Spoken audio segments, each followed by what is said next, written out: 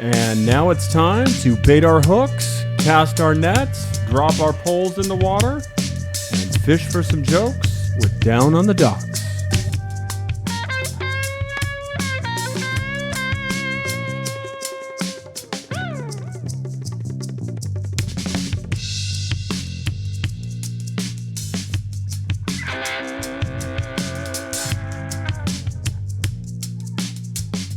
Well. Welcome to episode 55 of Down on the Docks. Hey, everybody. My name's Chris Neff. I'm joined, as always, by my good friend and buddy who just had a first date at the movie Barbie and forgot to pay his check at Applebee's because the waitress screwed up. Dave Sarah, how are you, buddy? Hello. It's not at all what happened. Well, just tell us since I screwed it up. Nope. That's it. Okay. Waitress showed up the concession stand at the movie theater. She followed you to the movie theater? Said that I paid the wrong tab, the cheaper one. Well, that's her fault. And then I got refunded the amount and never went back and paid the bigger amount. So she went across the street and found you at the concession stand? She fucking went across the street and was like, hey, yeah, you didn't pay the right bill. I'm like, actually, you did it for me because you have to do it at Applebee's. It's all remote now and it's all done at the fucking little stations and bullshit. So stupid. Whatever. Well, that's their problem. Sui. If you screw up, I'm eating it. I'm not going to go track somebody down on a date and be like, oh, sorry, I gave you the wrong check. Nope. Coming off a two-part Beaver banger. A lot of people sending DMs about the Beaver trilogy. Yeah. Had people asking where they could find the original We three found films. So if you do need a link, just ask. I did post it on Twitter. Did you get around to watching the Beaver trilogy, Dave? Fuck no. Okay, I didn't think that was going to happen. Come on. I got video games to play. Of course you do. Big week this week. Paychecks not and checks not to pay. Oh yeah, of course. Bills. Big week this week. Yes. This week we're going to cover something that's very close to my heart. Poison, hopefully. Here's the thing. Before we get into it, let's do our duties around here. Yeah. If you're just joining us, please find us on social media. Add us on Twitter at Down on the Docks, and of course Instagram at Down on the Docks Pod. And if you like what you hear, please go to Apple Pod, leave us a review, and then you can also send us an email. Where do they do that, Dave? downonthedocks@gmail.com. DOCS. That's correct. Like documentaries. And of course, we need to give a shout out to our benefactor, our sponsor. Dave, can you tell us who our this week's show is sponsored by? This week's episode of Down on the Docks is brought to you by Broccoli Farms, established in 2016 San Diego. By the way, Broccoli Farms 619 on Instagram. San Diego, California, by cannabis entrepreneur Anthony Bird. Our friend Anthony, nice guy. Never met him. Great guy, never met him. Broccoli Farms is a modern take on cannabis brands around the world. By combining new terminology involving cannabis worldwide, Anthony created a cannabis brand that uniquely represents the entire cannabis industry as one. Broccoli Farms. How many times did I say cannabis in that sentence? 3, 4, maybe 5. 4. I think 4 times. You know what? That's also my fault. The lowest delivery minimum in San Diego, bar none. All right, Dave. Like Sticky I said, straps. Yeah, bong rips. Sticky straps. By the way, we're going to talk about pot in this a lot. I talk about pot every day. There's a great pot story in the middle of the script. Dude, when you're over 40, when you call it pot. Sorry. The marijuana cigarettes. Reefer. The only person that can call it pot and still be funny is the guy from Grandma's Boy. So I don't understand. What do all the cool kids refer to pot as? Call it weed, baby. It's just weed. Weed, OG. Kush. Don't even use Kush anymore. Outdoor. I need some OG. I hear the kids calling it flower a lot these days. That's a newer thing. It's not that it's newer. It's older. Yeah. But it's something to distinguish between I'm going to smoke up some, because like a lot of people are hitting the dabs these days. That just looks like they're smoking crack. Smoking the dabs, smoking the pen, smoking the flower. That's a vape pen. Yeah. You say pen, you say vape, whatever. You say pen. You don't say vape. Okay. Pen's out.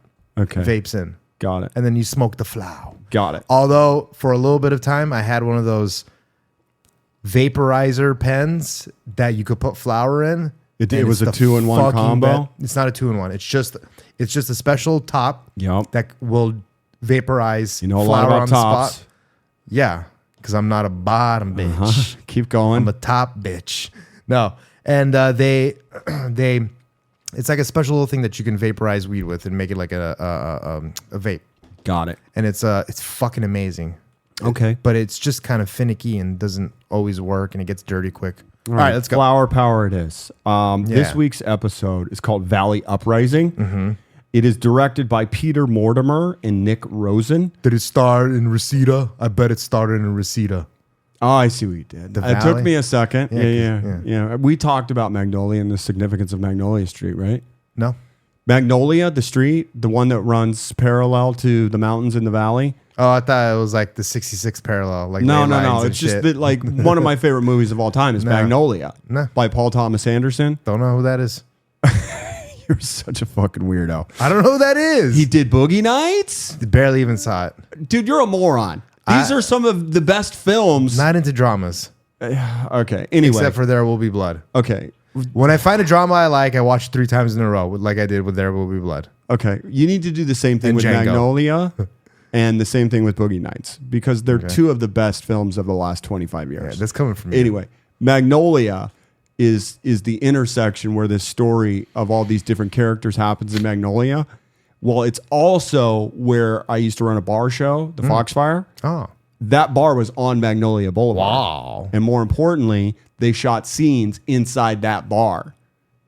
Because Cool. that's how cool and hardcore Paul Thomas Anderson is. Cool. He's like, if I'm doing a movie called Magnolia, I'm shooting the bar scenes at a bar that's on Magnolia. There's a Magnolia out in Orange County also. I wonder if it's the same connecting Magnolia. I doubt it. It can't No, be. I mean, it's a main street. It could Yeah, it's not going to go that way though. You know, Magnolia's a major thoroughfare east-west in the Yeah, valley. east-west. Yeah. It's in, Anyway, enough about Magnolia. Go see it if you haven't seen right, it. right. It wouldn't go down to Orange County. No, that's why I'm here. So, this is a climbing. It could documentary. curve like a lot of the roads. Yeah, we're going to talk about the movie now.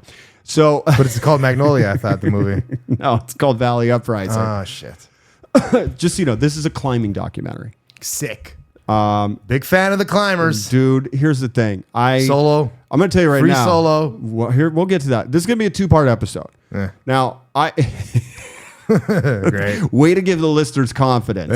Here's Turn the it off thing. and listen next week. I've been like, we need to do a climbing documentary. Now I've got a plethora of them in the back pocket. So this is going to be a series that we're going to do, but we're not going to do them in a row because we don't want to burn you guys out. But I thought Climbing month.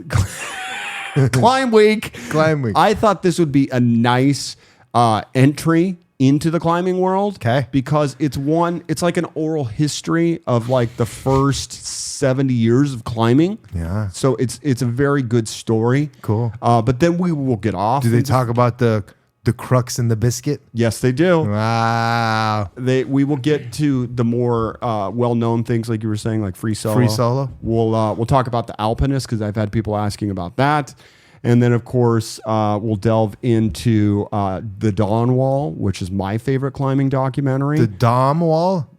The Dawn Wall. Oh, like Donald Trump. It's the wall of Donald it's Trump. the southeast side of El Capitan. Yes. Which faces the sun. So Yes. it's called the Dawn Wall. It's I always- also yes, I the thought it was most called- sheer cliff Yes. of all of Yosemite Valley's monoliths. Okay. So it's an extremely difficult climb. But we're going to we'll talk a little bit about the Dawn Wall here. Here's how the movie starts. Half Dome. Half Dome is big part of it. Yeah. Half Dome. Mhm. Okay. So the film I know opens a little bit. with we see a white van driving into Yosemite National Park in the present day. And Human trafficking, correct? yes. Continue. And- hey kids, you want some candy? I'm going to climb some rocks. Yeah, let's go climb some rocks. So we see immediately these breathtaking views of El Capitan. Sure. And of course Half Dome. Those are the two big monoliths. yeah, now, yeah. just for a little perspective, Half Dome is about 2,000 feet up in the air. That's crazy. Yeah, well, El Cap's 3,000. That's fucking nuts, dude. So- and fucking these motherfuckers. Have you ever been to my God. Yosemite? Never. That's Neither have I. I've never done Yosemite. I've never done Yellowstone. Well, you know, Always wanted to. What was the- Yosemite's nearby? Yeah. It's in it's in Nevada. it's in California. It is in bro. California. It's Okay, one of okay, our okay, most okay. revered state Yes, parks. yes. Okay. Just wanna make sure It's a national park as Yeah, well. that's it. So, I've never been. I need to go. not to be confused with Jellystone Park. Never heard of that. Is that dude, where? Is that where? that's Is the card- that where yeah. the bear was from? Yeah. Yeah, Jellystone. Jellystone. Okay. But What's the bear's name? Yogi. Yogi And Boo Boo. Yogi. That's funny because he's Yogi sounds like Yosemite. That's why I always thought it was a combination of the two. I was Jellystone, obviously. Yellowstone and Yosemite. Okay, all right, So anyway, we see these gorgeous views of these granite cliffs. And just to give you an idea on perspective, these cliffs, did a little digging, 100 million years old. That's how long these things have been standing there. Cool. Well, we hear... you know that the planet's older than that, right? yeah, I do. Wow. Okay. Yeah, 4.3 billion. Last Dirt. time I checked. Just imagine how old dirt is. Well, it gives you some perspective about how young these rocks are in comparison to the planet. yeah. Obviously created through, what do you call it? Ice Age shit. Don't try it, dude. You don't even know. You might as well think the Earth was flat. So anyway, we hear someone say, why do people climb walls? And at this point, we are introduced to free soloist extraordinaire Alex Honnold. The best. Dude. The best. You want to talk about just mind-blowing shit. Yeah. So, look at his hands. Yeah, well, His hands are crazy. for those that you don't know, Alex Honnold free soloed. He's free El soloed Capitan. El Capitan and the Dome. And Half Dome. Now he's the only person on The the planet. media, like let's just. Okay, and I'm not. This is not taking anything away from him. Yeah. He did like mid-range paths. So he didn't do the hard. I'm not saying he can't do the hard paths, Right. free solo or Right. otherwise, Right. But I'm just letting people know that like he does like a path. That, I don't like, know if it that, was like, Free Rider or I'm just saying. Zodiac or Look, I don't. Look, I'm not talking shit. You're trying to take shit away all from I'm him, saying and I is don't that- like this at all all. I'm saying is a 16-year-old can do it in a weekend. Okay, No, no. And he did it in one day, free solo. But Here's the thing. just joking. I recently read an article about his accomplishment, and I remember watching this and saying, "This is the most amazing thing I've ever seen in my Yeah, life." and that chick that interviewed him for 60 minutes wanted to fuck him so Was bad. that Laura? I don't know. The British bitch. Yeah, that's Laura. She's the the one fucking that hot, got in dude. trouble for some For reporting. blow? No, she got Beach? No? Okay. she got busted for some unethical reporting in like Saudi Arabia or something years ago. Well, CNN busted her? No, she was 60 Minutes. Who's 60 Minutes? CBS? Yeah. CBS busted her? Somebody came out. Anyway, we're getting off too off let's topic. go, let's go. Anyway, Alex Honnold comes on screen. here's the thing. When I watch this, when you think about it, there's nothing to compare this to. Athletic wise, feats of daring. This blows Houdini out of the water. This blows Evil Knievel out of the water. Yeah. This is going up and saying, if I sneeze or get a cramp at the It's wrong over. time because I forgot to eat a banana, I'm fucking dead. Yeah, it's the Okay. guy explains it perfectly. He talks about how your diaphragm will shut down if you start to panic. You won't be able to breathe correctly. Your Right. fucking heart rate starts to increase. All those things. Like think of an athlete and think of like where they have their heart rate going at all times. Yeah. And think of what his heart rate is. Probably the speed of a turtle. Yeah, it's the same as Hannibal Lecter's. Okay. Yeah. You know that line. Steady where it's hands. Like, his heart rate never got above 60 after he ate her face. Yeah. Yeah, I mean, you have to be a stone blood killer. Yeah. And you probably do have serial killer tendencies in you. Yeah. To do this kind of shit. You just direct it towards the wall. Yeah. The guy has the blackest eyes ever. I know. It's creepy. It is yeah. creepy. He's soulless. Yeah. But you got to remember, let's say you're up on there, you get a crag, that's where you put your finger in, because a lot of times you're holding your entire body weight by just your finger. Yeah, or yeah. a knuckle or whatever. Yeah, like a whole couple fingers. Let's say you get a little moisture up there or, a little gale, a little wind. I mean, these are the things I think about when I'm watching this. Yeah. Beyond the fact that he's making these technical moves that you have to practically be a spider monkey to do. You're right. I mean, it's amazing shit. So the one thing I want to say about this is it's tough to translate a documentary like this because they're telling a story while you're constantly seeing all these amazing images of climbers doing their thing. Yeah. So I encourage you, whether you like this podcast or not, go watch this. I have a feeling you might watch this. Now, you've never watched one, but I still... Maybe. But this actually is because I do love the rock climbing stuff. Right. So this will be interesting to find out at the end if you're going to watch this. So anyway, Alex Honnold says that's a really good question. Is it free, by the way? This is on Prime right now. So if you have Prime, it's free. Okay, if I have Prime, then maybe I'll watch it. But probably So he says it's a really good question. Well, we hear another climber named Warren Harding, and he's Older guy. correct, vintage. He says, because we're insane. Smoking a cigarette while he's climbing and Yes. shit. How did you know? I've seen a couple of climbing documentaries. Can't be any other reason. And then we hear another own climber that says the beautiful thing about climbing to me is you just can't justify it. It doesn't pretend to be anything useful. Another one says some of us need to go up there, forging into the unknown. Another, your whole being is completely absorbed in the experience, a moving meditation. Your sense of awareness just opens up and you feel like you could go on forever. If you're a climber and you dedicate your life to the pursuit of gravity, you have to make a pilgrimage to Yosemite. Another climber shows up. Here is the place. There is only one Yosemite, the proving ground, the center of the universe, the Mecca of rock climbing. Yosemite. Yes. This is where it all started. This is where it took off. Now, the history of rock climbing, according to one of the climbers, is written on these walls. It's a lineage. They all go to the valley to stand on the shoulders of giants. Now, that sounds like hyperbole, but it's not. No. As you're about to hear. I mean, climbing really in its current form, like how for sport, is really only 40 years old, 50 years old, really? It's a little bit older than that. Okay. I guess like Alps climbers and shit back in the day. Well, you got to remember George Mallory died in like 21 on Everest. Yeah. And then, I don't know if you know this, I know, but that's kind of different than what I'm talking about. Yeah, this is rock climbing. This is like, you're talking about ice. I mean, they've been doing that for years. Even before. But you know what's funny to me? Hanold is the type of guy. Little respect for old fucking dark ice. Hanold is going to be one of those guys that gets killed by like a homeless man walking back to his car like after finishing. As opposed to like falling. Exactly. Yeah. He's like that stabbed good. to death. Yeah.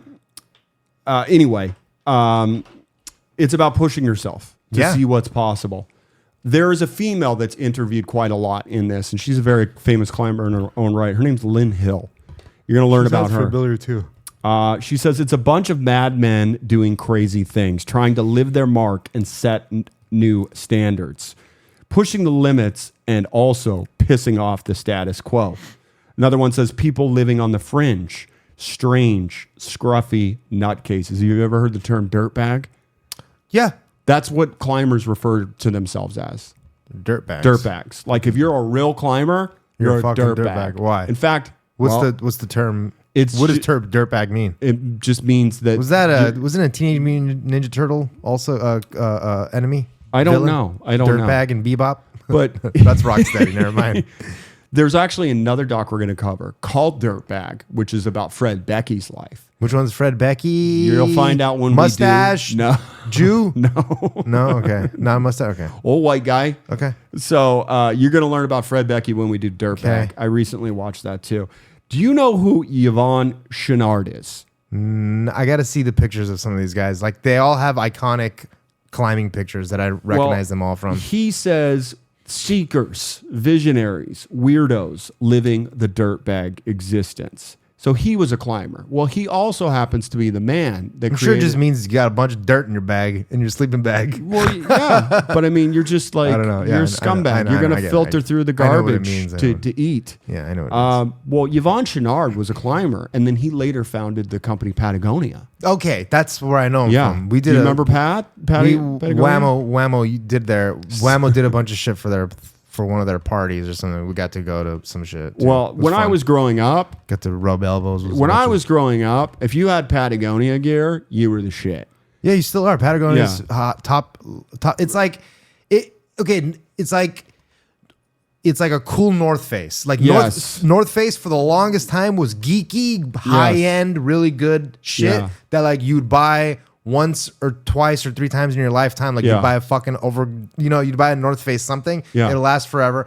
But then recently in the last maybe 10 years, it's gotten kind of cool and sort of fashionable. Yeah. Fashionably accepted. Yeah. Patagonia was always like, this is some cool shit. Like they always had people wore their shirts around. Do you know that North Face's logo is half dome. Half dome. Yeah. Well, yeah, I mean, like, and Patagonia shit all their North Face pictures are all taken in Yosemite. Yeah. I have a Patagonia sailing jacket that I bought when I sailed in like the early 90s. I still wear it. Yeah. You know, it's quality gear. But my whole point is like when we were growing up in like the 80s, it was very yuppie. Yeah, to have that's exactly Patagonia stuff. That stuff all that stuff back then. Anything that you had that was like specific to a certain sport, like if you had the clothing, it was all expensive. If you needed like tennis gear or like in the 80s and 90s, if you wanted tennis gear, if you wanted skiing gear or climb, all that shit was high-end, super expensive, yuppie shit anyway. Yeah. But Patagonia really kind of became a fashion sense. Yeah, but Patagonia was the top echelon. For sure. It's better for sure. than Columbia, you know. Well, yeah.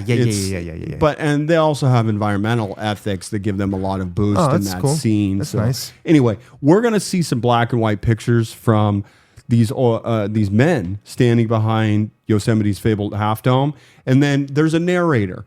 Do you know Peter Sarsgaard? The guy who played it? Yes. Unless that was Ewan McGregor. No, Might Skarsgård.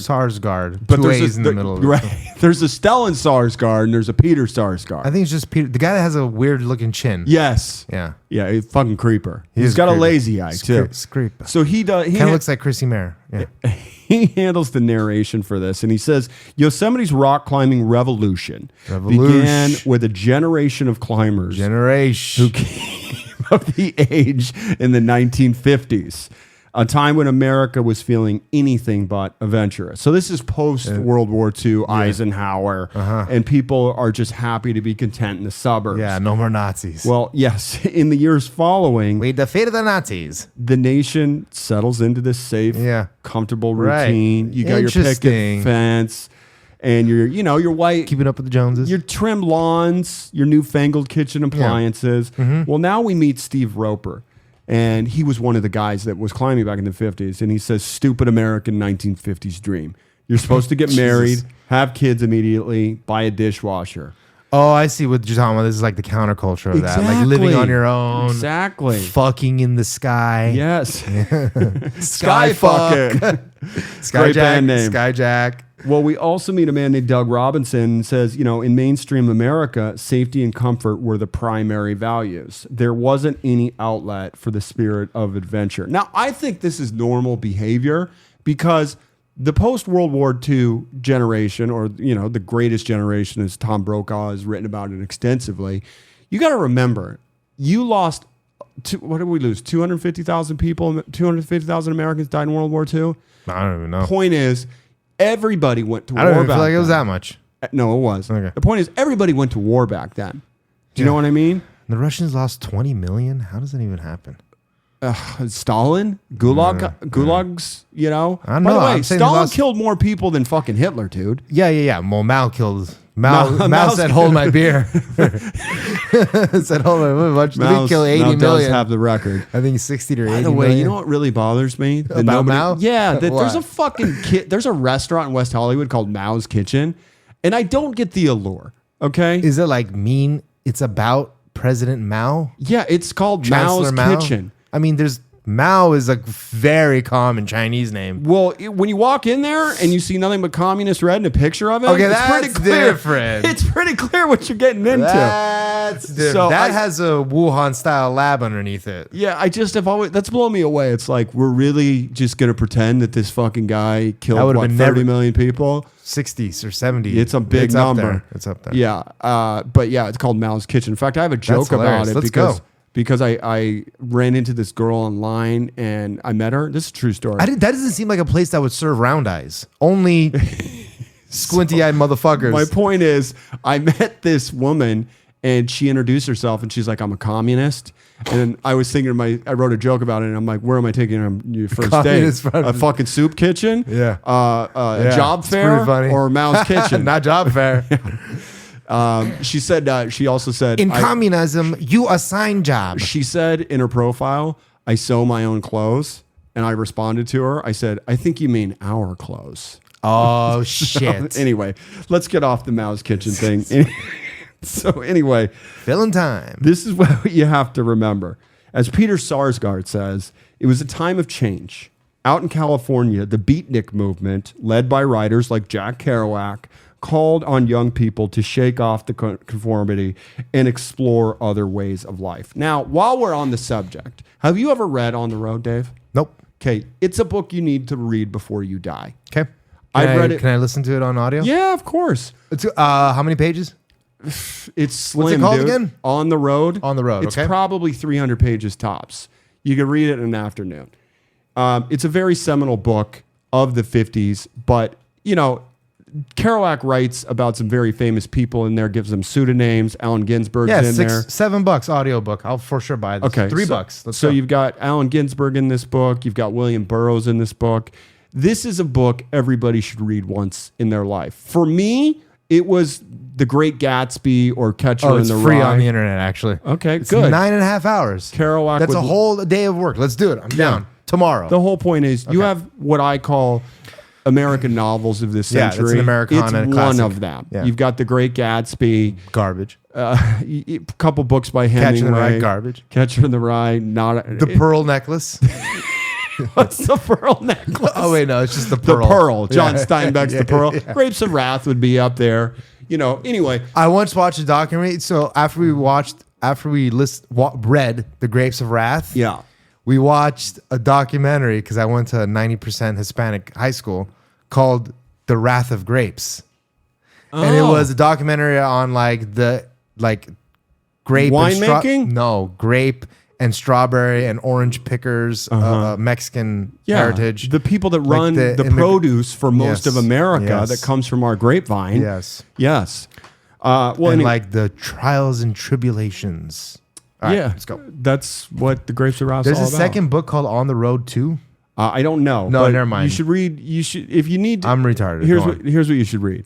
You should read Big Sur On the Road. and On the Road. What's Big Sur about? Big Sur is about Jack basically confronting his alcoholism and basically Jack from the Titanic? no Jack Kerouac. Oh, okay. It's about him basically talking about his alcoholism, and then he goes to Big Sur to try and find himself and writes a poem about the waves in Big All right, Sur. well, that sounds gay. I'll It's do it On the Road. depressing I'll as listen. fuck. I'll listen to On the Road. But yeah, that goes for all our listeners. Okay, let's go.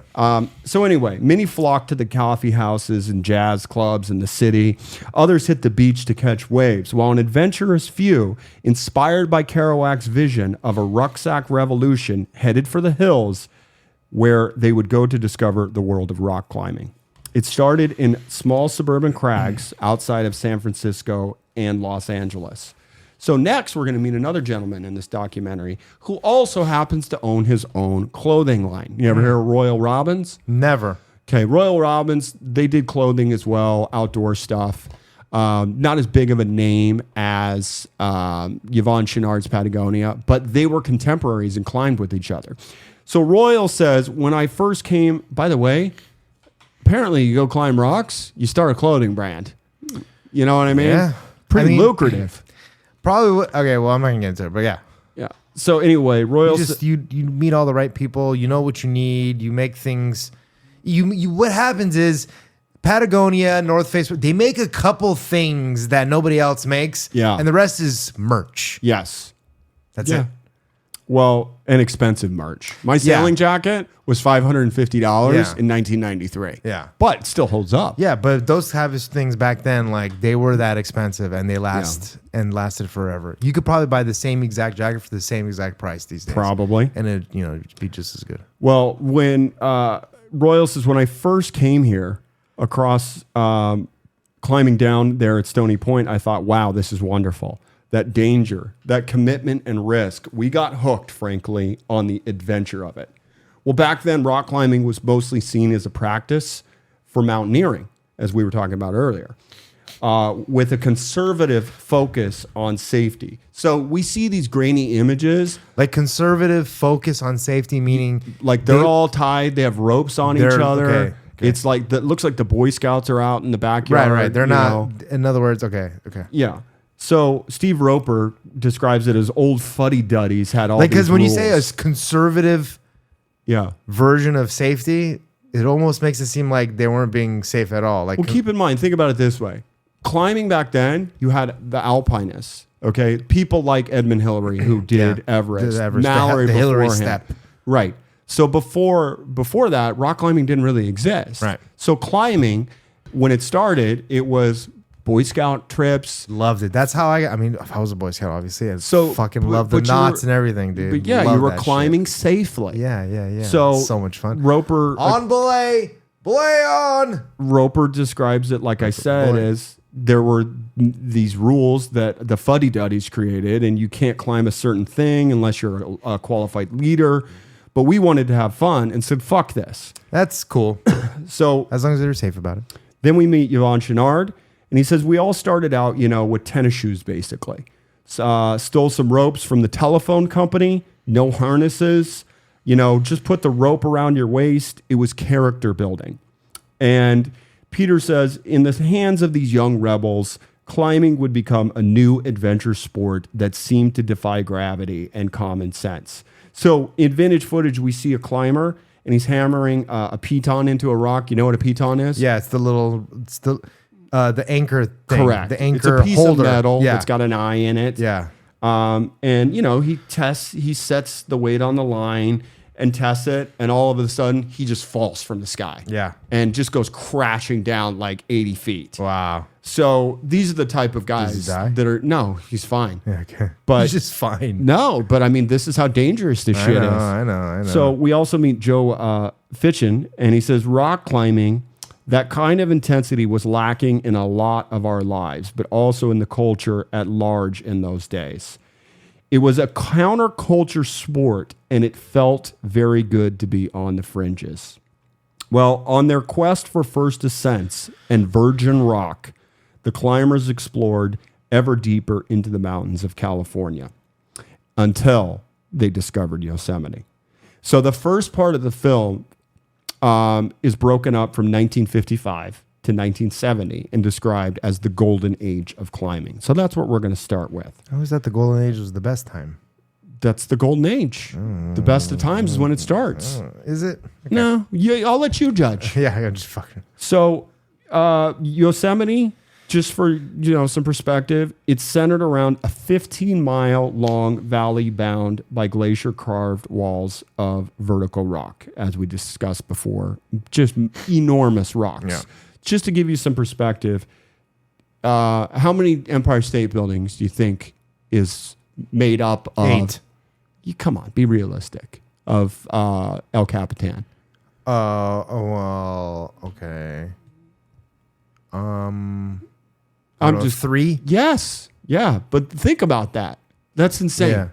And it's they high. don't look that big, No, because we've seen them so many times. And on isn't it TV. like if you want to just hike up there, isn't it just like You a can. 2-3 hour hike to the yeah, top? it's more than that. Now, here's Oh, the thing. okay. You can hike up there, and we're going to talk about this in part 2, and we'll Okay. give you instructions on how to do that. Oh, interesting. Because that's what you and I are going to do when we take a vacation. Let's go. So anyway. Same sleeping bag. Okay, dirtbag. So Roper says it's just acres of beautiful granite, absolutely smooth and steep, almost made a believer out of me. Must be a god who can make something like that. It was a place that we could live out adventures. So gathering in Yosemite Valley was a group of climbers who would go on to etch their names in the history of these walls. Guys like Royal Robbins, Yvon Chouinard, Tom Frost, Steve Roper, and Chuck Pratt. Boy, Steve Roper, what a name for I a know, climber. I know. He got lucky. It's Well, almost as good as Steve Climber. so we see photos of these guys from back then and today, and I got to tell you, they look pretty good. Yeah, I mean, I'm sure they have this, like, when you fucking do that much of that kind of core exercising, every single little muscle in your body is Yes. like toned out and at the perfect what it needs to be. Like, and there's no extra anything on you. Yeah, and the thing that my biggest takeaway from this is in every shot you see, whether it's from the 50s, They're the smoking. 60s, the 70s, the 80s, all of these guys have definition Yeah. on every part of their body. They're all Yeah. topless, shirtless, Yeah. but they're ripped. Yeah. There's not an ounce of fat on them. Yeah. So Chuck Pratt just says it was a hardcore of really devoted climbers trying to raise the standards and push themselves. Another one says the primary vibration in the air was of high adventure. Well, up until the 50s, climbing in the valley was led by John Salathe.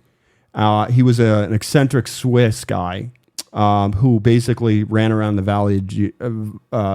valley looking for like dinner in the meadows with like nuts and berries and shit. Well, he established the first big climbs on Yosemite's walls. Royal says, when we got to the valley, the king of Yosemite at that time was John Salathe. He climbed with such imagination and daring that we tried to emulate him. And we see pictures of these guys climbing with Salathe.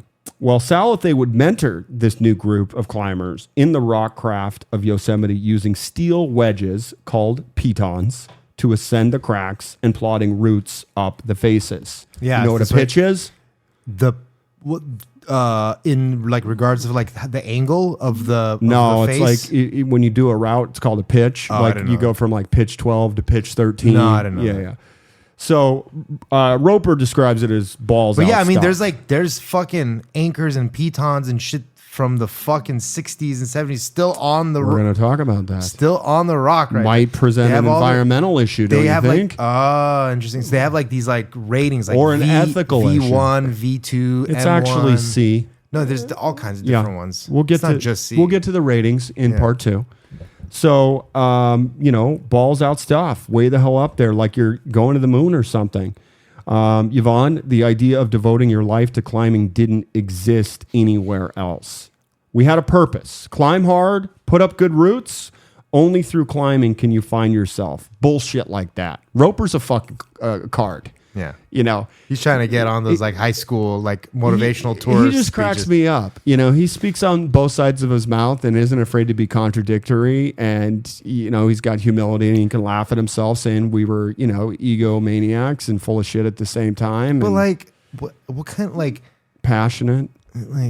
is there like what kind of real like what kind of real story arc? We're going to get there. I mean, people other than people dying, like We're going to get there. that's pretty much what it is. How many people, by the way, let's do our over under. Okay. How many people do you think have died in Yosemite While rock climbing? and or base jumping? Oh. Well, fucking base jumping is retarded. We'll get to that. Yeah, I already know a bunch of people died from base jumping. At least 8, I think, want to say it from Yosemite have died from base jumping. We're going to set the over under at 6. Okay. So you want the over or you want the under? I'll take the over. Okay, you got the over at 6. Okay. Anyway, none of these guys expected to ever have real jobs. They described themselves as we were going to be hobos, basically. And we were going to climb forever, and that was the extent of it. Well, the epicenter of the emerging climbing scene is notoriously known as Camp 4. It's a nice little patch in the valley floor, and it became, quote, the Sherwood Forest for this band of merry mountaineers. Well, next we meet Glenn Denny, and he describes living in Camp 4 and says instead of making money, the idea was to reduce the overhead. It wasn't the way normal people lived. You got to remember, this is the 50s, man. This is counterculture before the 60s and the Summer of Love and, all that stuff. This is the lost generation, as it were. So Yvonne says, one summer I went to a damaged can store and bought a bunch of damaged cans of cat food, and that's what we ate. I mean, it was a total dirtbag existence. Like, so how old are these people now? When was this documentary? What year? Do you remember? Remember, this is the first part, 1955 to 1970. No, I'm saying when was it created? Oh, it was like 2012, I want to say. Okay. Like I wonder how Maybe how 2016? old are these people? Like, Yeah, it's fairly recent. that they're because But can you imagine they must eating- be in their 80s. Yeah, they are. Yeah. Could you imagine eating fucking cat food that came from a dented can? No I was less? thinking about this the other day. That like I if thought about it. I think about eating cat food all the time. obviously, by the 'cause way. you live with 3 fucking cats that blow you and shit. But the like I wonder. I was thinking about this the other day. Like I bet cat food It's from- pretty good. was. I'm saying cat food back in the day is probably much better than cat food today. I don't know why I was. thinking No, about dude, I spend so much money on high dollar cat food, Yeah. and I'm thinking it's probably got to taste pretty good. You know, I would never try. I mean, I've got like tuna bliss. I've you got want to savory eat salmon. it so bad. Dude, I smell it sometimes, and I'm like, Just put a little bit of rice and it'll be but great. sometimes these cats, like I do the math, and I'm like, I just spent $10 on dinner for my cats, Yeah. and I didn't even spend that much money for me. Yeah. Why not try it? Just give it a try. So Yeah. back to the dirtbag existence. They're eating cans of cat food. They're partying. They're taking cases of beer up there. You know, they dub a place called the Lazy Ass Ranch. This is Camp 4. And it took on... You're talking about dirt poor, like living off of $300 a year kind of shit. Not even that much, dude. Yeah. Not back then. $300 today, which is probably like $8 back then. So it becomes an anti-establishment counterculture, you know, hub. The whole revolution of attitudes going on in our society at that time. Climbing was just a manifestation of that. So Steve says we were barbarians, vulgar, we drank a lot, chased women, tried to chase women, not very successfully, I must say, which is understandable, dude. If you're a drunk with cat breath, how much puss? How much puss are you really gonna pull cat breath. from the one chick that's hanging out Yeah. there? You know what I mean? I was thinking about this earlier while you were talking. Imagine like being a fucking high end prostitute and like just, Stumbling into Yosemite. No, just being like, hey, like get an ATV and like have a dude take you up to the top in an ATV and just wait for a lowly. Is this your dream porn scenario? Lonely like Getting fucked on the Dawn Wall. Hey, it's okay. I take Bitcoin. It's okay. Sarsgaard continues and says, but the Fuck me in the sky. beatnik bacchanal in Camp 4 was at odds with a very different set of values at Yosemite Park. Yosemite was a park for tourists, designed for people from the suburbs to enjoy nature without sacrificing comfort. Sounds like my kind of camping, by the way. So Glamping. yeah, totally. Steve says the tourists did not like us because of our raunchy language and loud parties. Everybody was always inebriated. Some poor camper would come over and say, can you guys tone this down? You know, you're offending my family. And then the Rangers would come and break it all up. We hated authority. I still hate authority. This guy's fucking 80. Pratt says climbing in those days was not a respectable activity to be doing. Really? It was an outlaw activity. What? They didn't like these strange, scruffy, abnormal human beings coming in and using their facilities and disrupting the decent people. Abnormal human beings. They're just rock climbers. I guess they're just It's the vagrants. time. They're like vagrants. But it's the time. They look like wow, shit. it's only a 5-hour drive to Yosemite. Should we just fucking ditch the podcast and go? Fucking 2 sleeping bags, zip them together. Go to Vegas on the way there. Count some cards. Fulfill two prophecies. Well, there was a hotel there called the Awani Hotel, and a woman named Liz Robbins worked there. Guess who she ends Is this up the with? one that's on the border of one state and another? Some bullshit? No, I'm just joking. That's the El Capitan, isn't it? That was El Royale. El Royale. That was yeah. a pretty decent movie. Remember, I talked about this like 3 weeks ago, and you didn't even know what I was talking about. Oh, I didn't. You were baked. We had this whole conversation. I was trying to get the name of it, and you were like, I don't even know what you're talking about. Oh, shit. Okay. Yeah, it's with Jeff Bridges, half the hotels in Nevada. Yeah, half in I feel like I would have remembered Nope, that. nope. Really? Had the entire conversation on this I was- podcast with you, yeah. and you didn't even know what I was talking Wow, about. interesting. So anyway, management was Sounds like me. Management of the hotel was very conservative. So climbers, they weren't popular because they'd go in and eat off of people's plates. Yeah. We called it garbage mouthing back in the day. When we Yep. were waiting tables. Mm-hmm. You know, Garbage like mouthing. we called it GMing. You gonna GM anything tonight? So, You and your fucking you acronym everything. oh, everything. But we would, you know, if somebody only had 2 bites of a piece of a steak, Yeah. you're grabbing that fucking Yeah, steak. on the way in the hallway, on the way back to throwing it exactly. So, out. Well, we used to like back in the day, like even here in Long Beach, we used to just walk up and down the boardwalk when we were in our like early 20s and just take food off of people's appetizer platters, like a chicken nugget, like all kinds of shit. I'm laughing because I'm recalling there was a dishwasher at a restaurant I worked at, and he was notorious for GMing. Oh, I thought it was an actual dishwasher. Go on. No, he was. No, I mean like a machine. No, he was a dishwasher, and he was. No, he was Mexican, not a machine. He was black. I don't know why it matters, but I remember him very well. He was an older man, And when you come to bring in your plates, you would empty them off in the trash. Yep. And then you would put them, pass them down. Yeah. So every time we'd go to do that, he'd go, whoa, whoa, whoa, whoa, whoa, whoa, whoa, whoa, whoa, whoa, whoa. What you got out of there? What you got? And then you would just see this arm come out. Wow. Because you couldn't see his face. Yeah. And then just drag it back. Yeah. So my buddy nicknamed him Skeleton Hand Bank. Do you remember those things? You put a nickel on it. Oh yeah, and you hit a switch, and it comes out, and then it would grab. Yes, holy so shit! my buddy nicknamed the dishwasher Skeleton Hand Bank or the claw because you were never able to put your food into the bin without him just skeleton hand banking your food. That's hilarious. So anyway. At the hotel, you've got conservative management juxtaposed against these crazy fucking climbers. And Liz was not supposed to associate with any of these climbers. She was told you'll lose your job. And, of course, that made it even... Like after hours even? Yeah. Wow. But that, of course, made it even more exciting to do because women are always after what, Dave? The dick. The bad boy. The bad dick. So she describes her first appearance at Camp 4, and she said it was this massive party in the woods.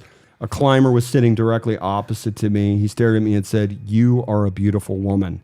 My first thought was, this is certainly an intense person. Well, the man across from the campfire was Royal Robbins, a climbing legend in the making. And Royal says, even to this day, I consider myself a climber first and foremost. That's his name, Royal Robbins? Yeah, that was the clothing company. I can't believe Royal Robbins is probably a little too old. I had a pair of Royal Robbins shorts. You know, it's basically just Royal Robbins. It looks like the Johnny Walker logo. We're just a guy with a walking stick. So Royal says, whenever I get on the rock, I feel it's something that makes me whole. And Liz describes Royal and says it was all about climbing. It was his life. I've never seen this before, ever. He didn't think beyond it. Well, oh, yeah, I have seen this. Yeah, Royal Robbins. Dude. Yeah. Oh, shit. Okay. Well, Royal was extremely competitive with everybody, extremely driven. And Royal says to earn the respect of your peers, you had to raise the ante. And I remember wanting to do something better than what's been done. Well, Robbins at this time becomes the emerging leader of Camp 4 at one of the most pivotal moments in rock climbing history.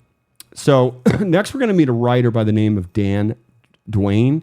He wrote a book called El Capitan, and he reminds us that the gear involved, the techniques were in place. The rock climbers had matured to the point where they are up to tackling the great challenges of the sport, but the great challenges remain undone.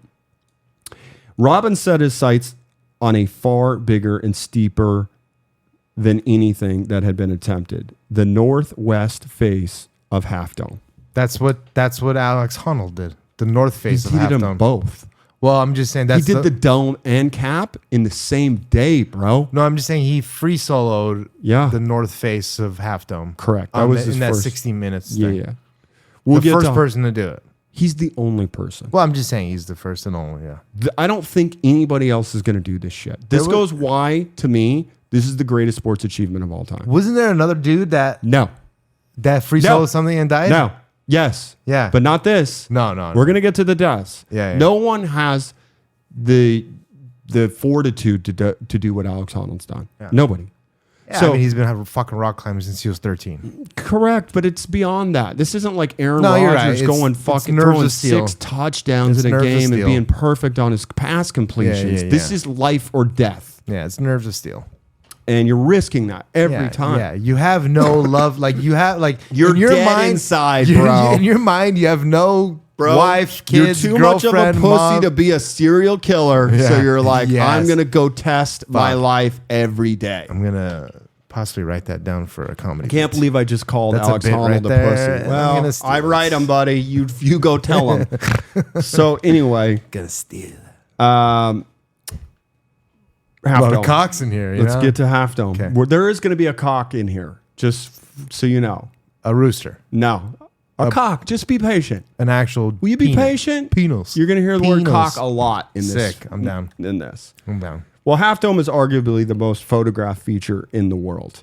It's massive, intimidating, of course, and more than just another rock climb.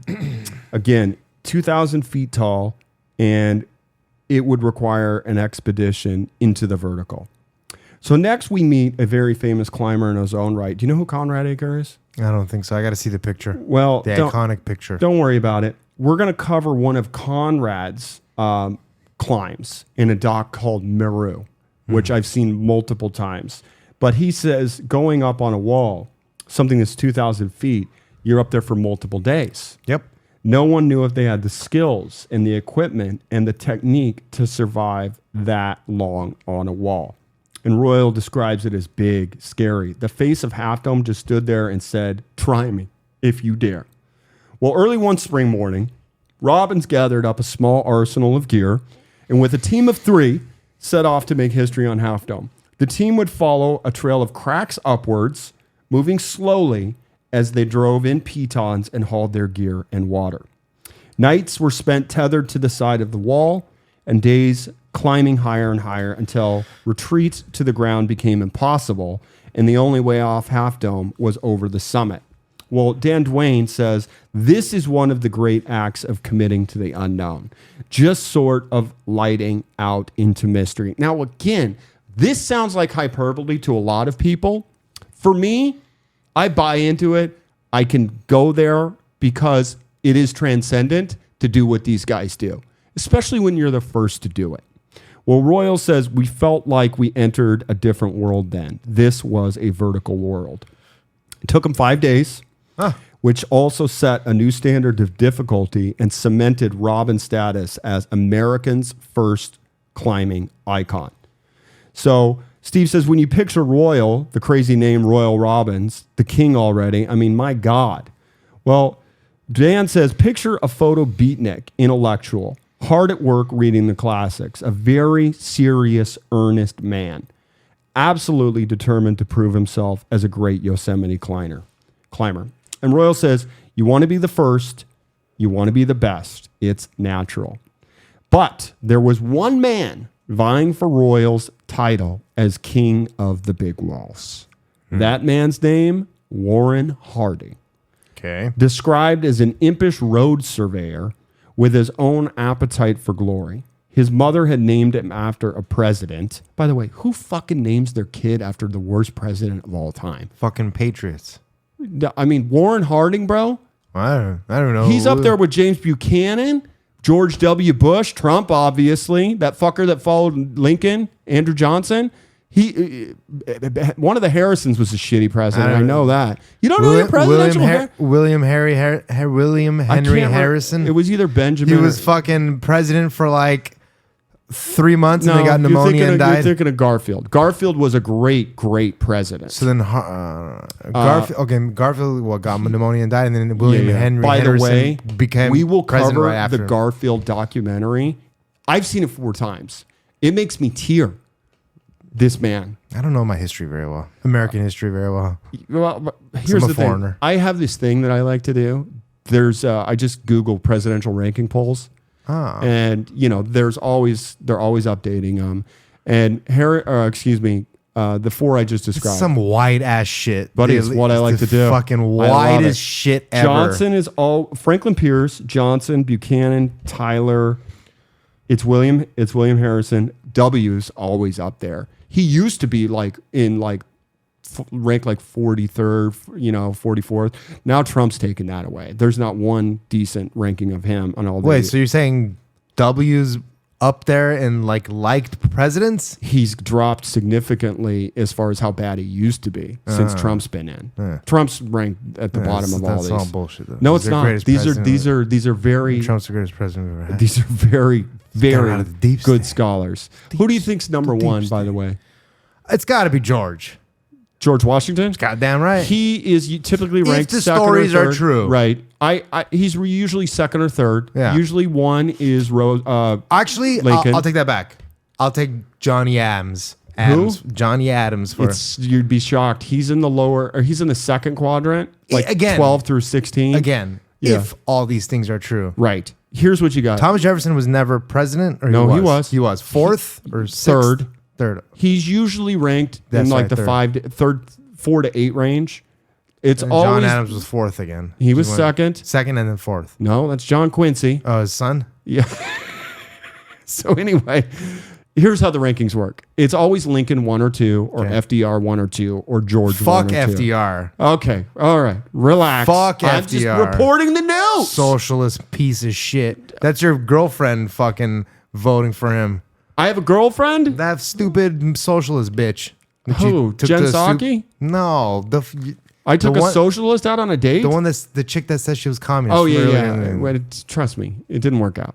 So those God. are your contenders. Then you got Yeah. Teddy Roosevelt. He's usually ranked around like 5th or 6th. Ike, Woodrow Wilson. dude, Ike's got to be Yeah, up there. he's not. because he's a conserve. Yeah, he's He's in the one who told us about about the fucking military. industrial complex. complex. I know. And he how doesn't can get you- enough credit for that. Goddamn right he don't. So, but And then then JFK got his stupid head blown off like an he's- idiot. But see, his rankings are incomplete because he didn't get to have enough time in All right, office. who cares? Let's Anyway, go.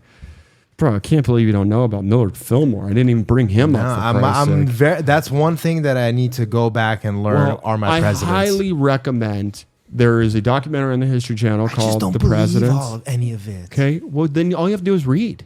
I know, but There's it's all places to read. bullshit. No, there's not. Have you ever heard of Doris Kearns Goodwin? She's made by the winner. Okay, well, not Doris Kearns Goodwin. She's Okay. just a presidential historian. She's Go like read some of her books. This chick seems like a white Ayn Rand. Okay, go Ayn read some Rand. Michael Betzloss. There are books out there about You're just presidential. naming fake names. No, These are I'm- not real people. Jesus Christ! You've never read a book, have You're you? fucking 30 years older than me. I'm not 30 years older than you. you're I'm 10 years older, and I don't play That- video games. This is a testament to how poor the school system has become. By the way, this is turning in. This might be a Let's go, 3-part let's episode, go, and let's that's go. okay No, if it does. no. So anyway, Dwayne describes Harding, and he says, when you're picturing Harding, you're picturing a hard hat construction worker with a serious drinking problem and a penchant for a lot of women, radical sports cars, and a really childish sense of humor. And Royal says our personalities were completely different. They were opposites. The clash between Royal Robbins and Warren Harding is a clash of titans in climbing lore. Robin, who's the other guy? Harding. Okay. Warren Harding. Okay. So both men had long coveted Half Dome, and when Robbins snagged the first ascent, Harding went for the one cliff in Yosemite that was even bigger, which is what, Dave? El Cap. Yeah, that's right. So again, take the Empire State Building, stack it up 3 times, and you've got the biggest wall in the Yosemite Valley, 1,000 feet taller than Half Dome. El Cap was beyond the imagination of even Royal Robbins at this point. It was impossible, Royal says. We all knew it. We didn't even consider it. Another climber says, I mean, this thing is so huge, you'd be on it for the rest of your life. Dwayne says, El Cap was the realm of the absurd. It was futuristic, but not for Harding. For Harding, it was just the only way he could beat Royal's big achievement. Now, Yeah. I'm going to jump in right now and have you guess. Remember, it took 5 days for Royal and Half Dome. Yeah. How many days do you think it took Warren Harding to get to the top of El Capitan? So it's 2,000 versus 3,000. It's 3,000 versus 2,000. And the first one took 5 days. I'm going to guess this took an extra 5 days to get that extra 1,000. Write that down. Okay. 10 days. 10 Okay. days for El Cap. Selecting a route up the wall, the wall's central prow, known as the El Cap nose. So El Cap, Yeah, it has like a thing on the edge of it. It's like the top. It looks like a nose. yep. Harding rallied a group of wide-eyed youngsters and embarked on a climb that was both engineering project. You got to remember, thousands of feet of rope, carts with wheels for ferrying supplies up and down, and gastronomic orgy. He would just take all sorts of food and wine, and the motherfucker had a big weakness for Christian Brothers brandy. That was his jam. Okay? Christian Brothers brandy. It's in every So what do they shot. do? They climb and they pull up the supply with rope? Yep. They have it hanging from them? What do Yep. they do it? Yep. They hoist the shit up. Hoist it. Yeah. Wow. His mother baked a turkey for them, and they put it in a dolt cart and had Thanksgiving dinner on the ledge. Sick. Well, most climbs were done in a single push from bottom to top. Harding had a different idea. As his team climbed, they left ropes fixed to the wall, which allowed them to shuttle up supplies, descend to the ground, take R&R, and then head back up and push the ropes even higher. Wow. So it's just this sort of wholesale team siege of the mountain. In fact, it's referred to as siege climbing. Yeah. Well, months drag on. Years drag on. What do you mean? It took him years. Really? Yes. So Harding's years. Months turned into years. Harding's team finally had enough. It got to the point where it was taking too long. That's because they don't know the routes. Well, you got to figure them out while you're up there. You got to figure it out on the fly. That's crazy. Yeah. That's okay. I didn't take any of that into consideration because for Half Dome, 5 days. there must have been some pre-route stuff and Probably an easier climb too. easier climb. You can ascend from the top down to figure out some things if you Correct. need to. You can do that with El Cap, but Well, keep in mind when they go do the first expedition, once you get to the top, you don't climb backwards and come down. no, you go you travel you hike down. Correct. Yeah. So now this is different from mountaineering. This is very important distinction. It's very well known that in Or mountain, like you don't rappel down, in other words, either. correct, You hike down. correct. But you're talking in the alpine world. You don't it's not considered a climb unless you get back down. Okay. Do you understand what I'm saying? So you're supposed to. So in alpine climbing, like ice climbing, Correct. you're supposed to climb down. Yeah, you have to get back down alive. Wow. So there's a lot of debate in the 20s if George Mallory had made the summit because they found his body years ago. It had been up and frozen for like 80 years. No shit. They found his body and it had a camera in it. And they developed the film. No way. And I can't remember what the results were or if they found the film or not. But the point is, they were saying if we find pictures of the summit, that means we know he was climbing back down after he summited. But Hillary, who then climbed it, I want to say in the 50s, maybe 51, and summited, he always took to the debate that it doesn't matter if he made the summit or not, because you have to get down as well to say Interesting. you made the climb. Interesting. This is a little bit different with climbing Yeah. sheer rock. Yeah. Because you're going straight up vertical a lot of the time, but you're allowed to climb down the other side of the mountain Yeah. to get back down. Yeah, because like you know when like you're not often when you're doing these treks, like you might get at a really steep angle, but you're not like you're using picks and Yeah.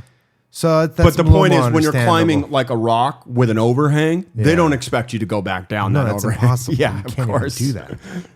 So Impossible. anyway, people are saying Dude, like just doing that move, I've tried at a rock climbing the Iron facility. Cross, No, the fucking Tom Cruise from Mission No, that's- Impossible 2. something like that. Not Yeah. like not that specifically, but when you're going from like a flat face to a now angled above you Yeah. at a Column negative angle. overhangs.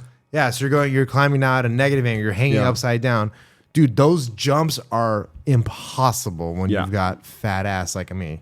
We're going to talk about one of the most biggest jumps in all of climbing history when we cover the Dawn Wall. And he on another- jumped it. You have to jump it. There's a pitch. I want to say this is the Dawn Wall. It's pitch 12 to 13 or 13 to 14, where you literally get to one spot and then you have to jump onto the other spot with this much rock Yeah. that you have like an inch. Like in you have to catch like your in, fingers. like with. in Ninja Warrior. Spider monkey shit, dude. Cliffhanger. Buddy, we're ultimate gonna get the cliffhanger in this. ultimate cliffhanger. Buddy, how do you think Cliffhanger, the movie, is going to tie into this? I don't know, dude. Excited. I'm excited. Let's keep going. Let's go. Anyway, the team's like, let's stop doing this. Why are we fucking doing this?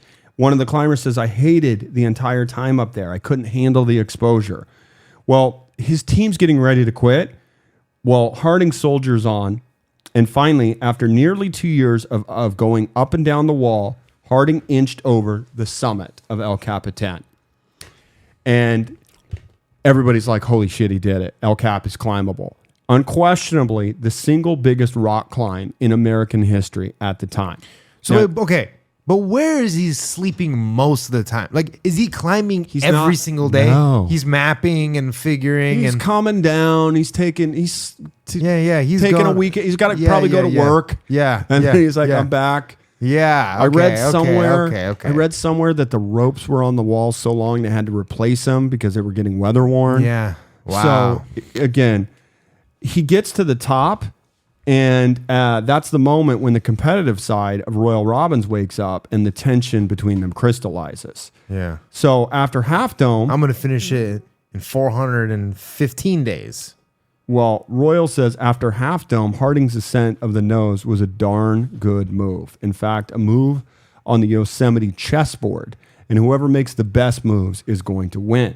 Well, Royal's response is he goes to get a team with 4 guys and do the nose, quote, right, unquote, meaning no fixed ropes, no going up and down. A route that took 18 months to establish in the first ascent took them 1 week to repeat. Okay, well, so that's Okay. obviously. Well, this is me saying this is just a drunk. That's This is a guy that was just a shitty climber. no. Okay, He wants to party. I believe that as well. There's probably an element of that, but I mean, the hardest part is Yeah. the figuring out the route, man. Correct. But But I mean, come on. But I mean, 18 months is par for the course for an alcoholic. Yeah, that's it sending turkey seems a little up. seems a little long. It seems a little long. Yeah. He's extracurricularing activity Yeah. there. Well, throughout the 60s, as America explored the reaches beyond our Earth and the civil rights movement clamored for justice, Royal Robbins was at the vanguard of a big wall climbing boom in Yosemite. After the nose had been done, Royal followed up with his first new route of El Cap, the Salathe Wall. The wall is unspeakably massive and mysterious, and anybody who repeats that climb to this day feels a kind of awe for Royal Robbins. Now, by the late 60s, he'd done every single route on El Cap. He'd put up 3 routes on the face of Half Dome. If you were on a climb with him, you could absolutely be sure you're going to get up. Another climber says, I don't think he ever retreated from anything. One wall after another, he was the kingpin of the golden age of climbing. They show these guys sleeping on the hammocks on these walls. That's fucking nuts. Fucking blows my mind. And keep in mind, I've seen the newer climbing docs where they have these bivouac tents that are like I know. legit. I know. You know, a design hole to drop your shit out of. These guys lean over.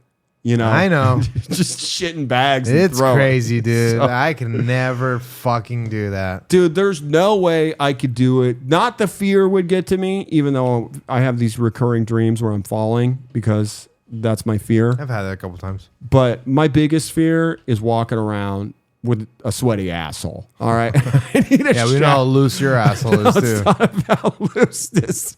It's about I got to shower twice a day. Yeah. I'm not a glamper at all. I'm not a camper. Yeah. You know, it's just not my thing. I'm telling you, though, Joshua, you don't have the. I go out to Joshua You don't Tree have the. and You don't hike. have the strength for it There's anymore. right. I don't. But because like these fucking, it's fun, bro. I Like, love hiking in Joshua Tree. No, I'm saying just the 40, 50, 60 feet rock Yeah. climbing thing that we do. Yeah. That we always do. It's like What? you just have some ropes, yeah. some belay equipment, some harnesses, Yeah. some carabiners. I'm fine with And that you stuff. fucking- But here's the thing: I need a crash pad at the bottom, Yeah, and yeah. I got to know it's just a day trip, and we're not going to sleep out here. Yeah, you're a pussy. Yeah, it's just not my thing. So anyway, with a series of impressive ascents to his name, Royal began to articulate a bold philosophy for climbing. For Robbins, climbing was an elevated, almost spiritual endeavor, and therefore should be conducted in the purest manner possible. Getting to the top is nothing, he says. The way you do it is everything. Yvonne says he was fanatic about style. How you get up there is what's important. While drawing on Salathe's example of boldness and self-reliance, Robbins and his crew laid out a set of rules for how they felt Yosemite's walls should be climbed. Robbins criticized Warren Harding's tactics on the nose, like using fixed ropes to travel up and down the wall. Royal says, you get on a climb, you stay on it, you get to the top. That's the adventure. You don't make it certain by using these umbilical cords leading us to the ground. He reserved particular scorn for Harding's reliance on expansion bolts, permanent anchors, which could be placed anywhere as a means of ascending blank stretches of rock. Royal says, if you put a bolt in the rock anywhere you want, you're going to get to the top. I hate to see anything take away from that part of climbing. which you have to overcome with what's inside of you. Well, another climber says, Royal, he's the guy who dreamed up and wrote down the rules of the game the rest of us play. Another one says, nobody would ever think of going up on a climb and not try to do it the Robin style, except for Warren Harding, of course. Well, Harding The drunk. Harding himself was ticking off a list of hard climbs. I got my own side. You see him with a parrot on his shoulder, you know what I mean? I got my own side. So he keeps making this climbs and has zero regard for Robbins' rule book. He's drilling bolts all over the place. I see where this is becoming an issue. And he also had a refined sense of the absurd. He would describe the climbs he was going and doing as a great farce, really ridiculous. Warren says, every climb I do is a farce, so why not have fun? Well, Beryl Noth is Harding's girlfriend, and she says he founded the Lower Sierra Eating, Drinking, and Farcing Society devoted to gluttony and sloth. It was a reaction against the whole high-minded ideals of climbing. And Roger Derryberry, great name, Roger Derryberry. he often described Royal as way too serious, and he always considered Robbins and his people to be the Valley Christians. The Valley Christians expected everyone to climb exactly as they climb. Sort of like the Cobra Kai guys. Oh, really? I mean, just Everybody like another says, valley. by the way, everybody says I look like a Cobra Kai guy. I've had this happen like 6 times in the last 2 years. They were like, you look exactly like the guy from Cobra Kai. I don't know who they'd be talking about. I don't know. I've never seen it. I haven't seen any homos on there yet. Well, speaking of seeing people, if you put Royal next to Harding, Royal's a square, you know, Yeah. short hair, buzz cut, and then Harding. What about like the stature of these men? they're, Like, are they 5? Are they like 5'11"? I would say so on Royal, but not Harding. He's a little smaller. Okay. These So- rock climbing guys are usually a little bit smaller guys. It's funny, interesting there because the climber you're going to meet later on in episode 2, he was 6'5", dude. That's insane. I mean, if you're skinny as fuck, I can see it working. dude, there's not one fat person in any. No, of I these. know that, but I'm just saying, like 6'5", like lanky could work.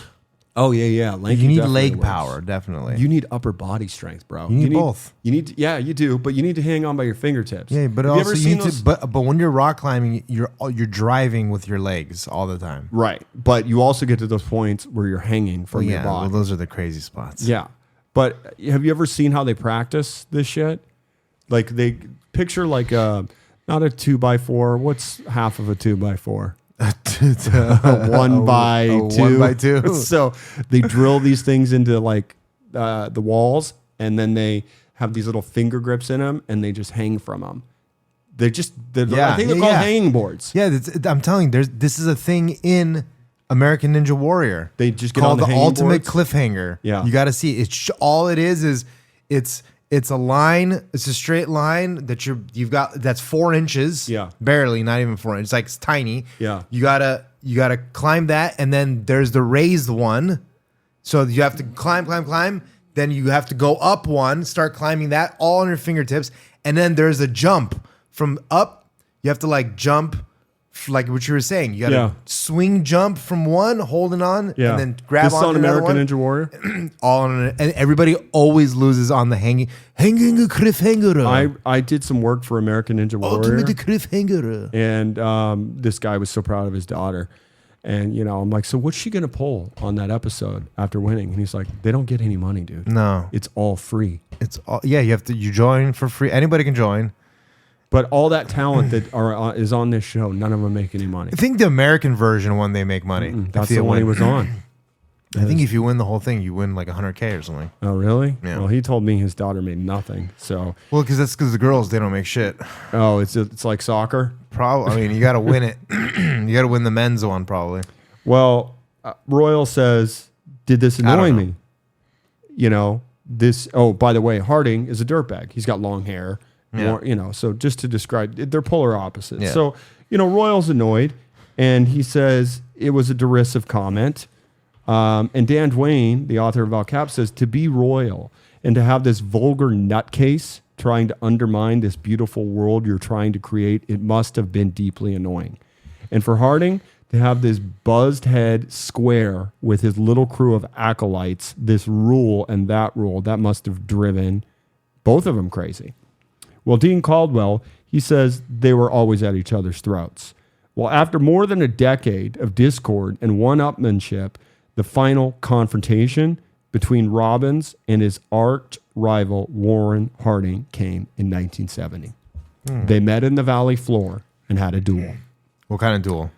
Piss Guns. No. I'm just kidding. Obviously. Robbins had been running the show, Guns. doing one sensational important climb after another, and Harding was itching to do another big El Cap route. Well, Harding's eyes were drawn to the only stretch of El Cap that Robbins had never climbed, the last major big blank area on El Cap, the wall of the early morning light, or the dawn wall. Wow. Now, again, the dawn wall, I think, is my favorite climbing dock.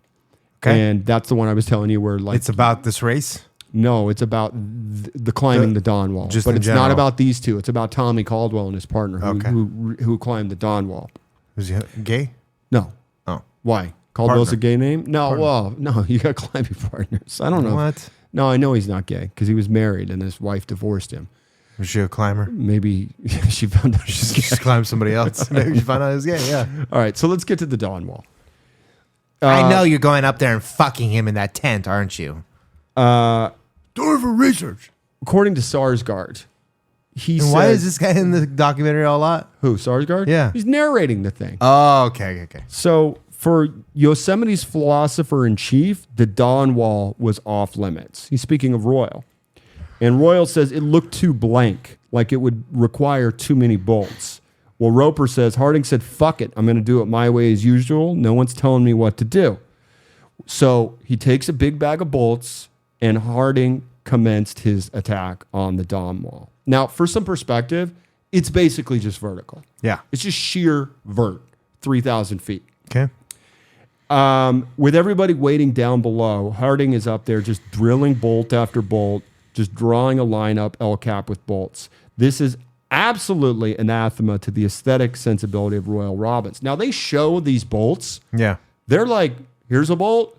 3 feet later, here's a bolt. Yeah. Like, it looks like a fucking zipper, you Yeah. know, that this guy did.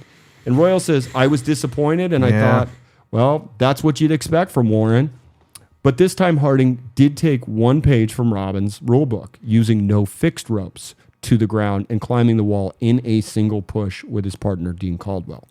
Well, we get a list of Royal's climbing ethics. Here's what Royal wrote down. No fixed ropes, minimal bolts, leave no trace, persevere adventure, preserve adventure, Okay. and style matters. This guy's fucking gay. Yeah, I mean, it's his passion. Climbing. Let's make a rule book about climbing. So Dean says Warren was pretty excited about the idea of just going as light as we could and doing the whole climb in one stretch. Well, they expected the trip to last about 12 days, but by the end of the second week, they were only halfway up the wall. Their supplies were dwindling when storm clouds began to gather. Well, Dean says, we figured we'll just hang out and let the storm pass, and then we open. So are those type of bolts, are they removable or no? Well, technically they're removable, Yeah. but you have to take a chisel and a hammer to them. Yeah. So, How do you bolt them? What do they use to bolt them in? see, here's the thing. I thought they had bolt guns. That's a Hollywood thing. No way. Yeah. It's in a Hollywood. the 60s, there's no. But I don't even think that should exist now. You grab your piton. There's probably something that's garbage. You grab your piton and you take your hammer Yeah. and you just smash it in. Now, And how thick and big are they? they're like, I don't know, maybe 6 inches long. Yeah, and how thick you think? Diameter? Probably like the size of a highlighter. No shit. Yeah, that like thick? a pen. Yeah, they're thick. And they've got a pointed edge. Yeah. Wow. You just jam them in. Wow. So anyway, these guys get drunk on brandy while the storm's coming. So everybody's down at the base and they're thinking that they're trapped because they haven't moved. Well, then the Park Service got nervous and they made the decision to put everybody in place for a rescue. Well, did they ask for a rescue? No. Dean says, we never thought about a retreat. We never considered it. The only thing we'd ever considered was going to the top. But the rescue plan went forward without consent of the 2 climbers on the wall. So they send a helicopter up to these guys, and Harding essentially screams and says, to hell with you, get lost. We didn't ask for a rescue. Well, Dean says, we finished a bottle of wine and started making a battle plan. Do you realize how fucking dumb that sounds? That sounds pretty good to me, actually. So Sounds like a Friday night to me. We're shit-faced on, a wall. Murder rock. Yeah, and we're going to fight them. At this point, has anybody died doing this yet? No, nobody's died. Really? Nobody like significant has died? No. Okay. And this was interesting to me. And what year is this? This is like early 60s. Wow. Okay. Maybe So they were pretty well prepared then. Dude, here's how prepared they are. They show a picture. They're not just chugging the Christian Brothers from a bottle. They had a wine glass. And I'm like, how the fuck do you carry up a wine glass? Okay. So anyway, a can comes rattling down, and there was a message in it. And it says, a rescue is unwanted, unwarranted, and will not be accepted. So the rescue gets called off. Well, the media runs with this shit. And we hear reporters, 2 climbers, Warren Harding and Dean Caldwell, they've been climbing the sheer face of the mountain and waved off a helicopter carrying would-be rescuers. This is on the nightly news. It's like fucking David Brinkley or Chet Huntley or one of those old-timers. I can't tell them apart. And then Yvonne says, they brought Warren's mother down. And she's underneath the wall, and she's like, oh, my God, this is the longest Warren's ever been away from home. He was a mama's boy. Aw. So he's on the wall for 28 days, and then he finally gets to the summit. A climber says a lot of us thought he wasn't going to make it, but he was just determined. The Iron Man of Yosemite. Even Royal could not have done that. Well, it's a massive, massive media explosion. Warren's mom is like, oh, they did it. They're there. They're standing up. Yay. It's a big fucking deal. Well, awaiting their arrival atop El Capitan, it's like everybody's there. Reporters have been waiting for them to get to the top. Somebody says you would have thought the Beatles had just shown up. So they showed up to the top and everybody had hiked up to the summit. Correct. Sick. Correct. But it's a big deal. Everybody's there. And, the reporters are like, why in God's green earth do you guys climb mountains? And Harding says, because we're insane. There's no other reason. Yeah. Well, he becomes the most famous climber in American Have they history. made any money off any of this yet? No. Okay. This is Howard Cosell. Dean Caldwell and Warren Harding are with me in the studio now. What was the actual quote you wound up barking down to the would-be rescuers? And Harding says, I can't tell you that on television at this particular time. So Harding starts touring. Because they're dirty words. Harding starts touring the country, and he's basking in the limelight. He's probably getting top shelf. He's probably drinking like Remy Martin at this point instead of that Christian Brothers crap. VSOP. Well, back in very special Old Pale, back at Camp 4, Robbins is fuming. And he can't deal with this. It's unbearable. Wow. And He Royal doesn't seem like the type of guy that would just bother him. Well, Royal says, I believe that Harding was not doing it the right way. Oh, because too many bolts? Correct. He said there were too many bolts. I think he placed something like 300 bolts. Okay. So Royal. Well, how many would Royal have placed? 200? Minimal bolts. I don't know. What the fuck? It's so vague and ambiguous. Minimal bolts. Minimal for you, minimal for me, stupid. Preserve adventure. What does that even mean? Preserve adventure means I need more bolts. Yeah, so I cannot die. So I'm preserving this shit, so stupid. Technically, he did preserve adventure. Yeah, it's not preserve the adventure terrain. Well, Royal says either it was up to me to do something or keep my trap shut, so I decided to act. So Royal starts up the Dawn Wall with a chisel, determined to remove all the bolts from the Yosemite landscape. Well, according to Don Loria, he stops at the first bolt and chops it off. He goes to the next one, chops it off. And I said, Royal, what are you doing? And he said, I'm chopping the bolts. That's the name of the game. Well, Roper says It's like a big fuck you to him. absolutely. And Roper says Royal trying to make a tremendous statement, obviously, here.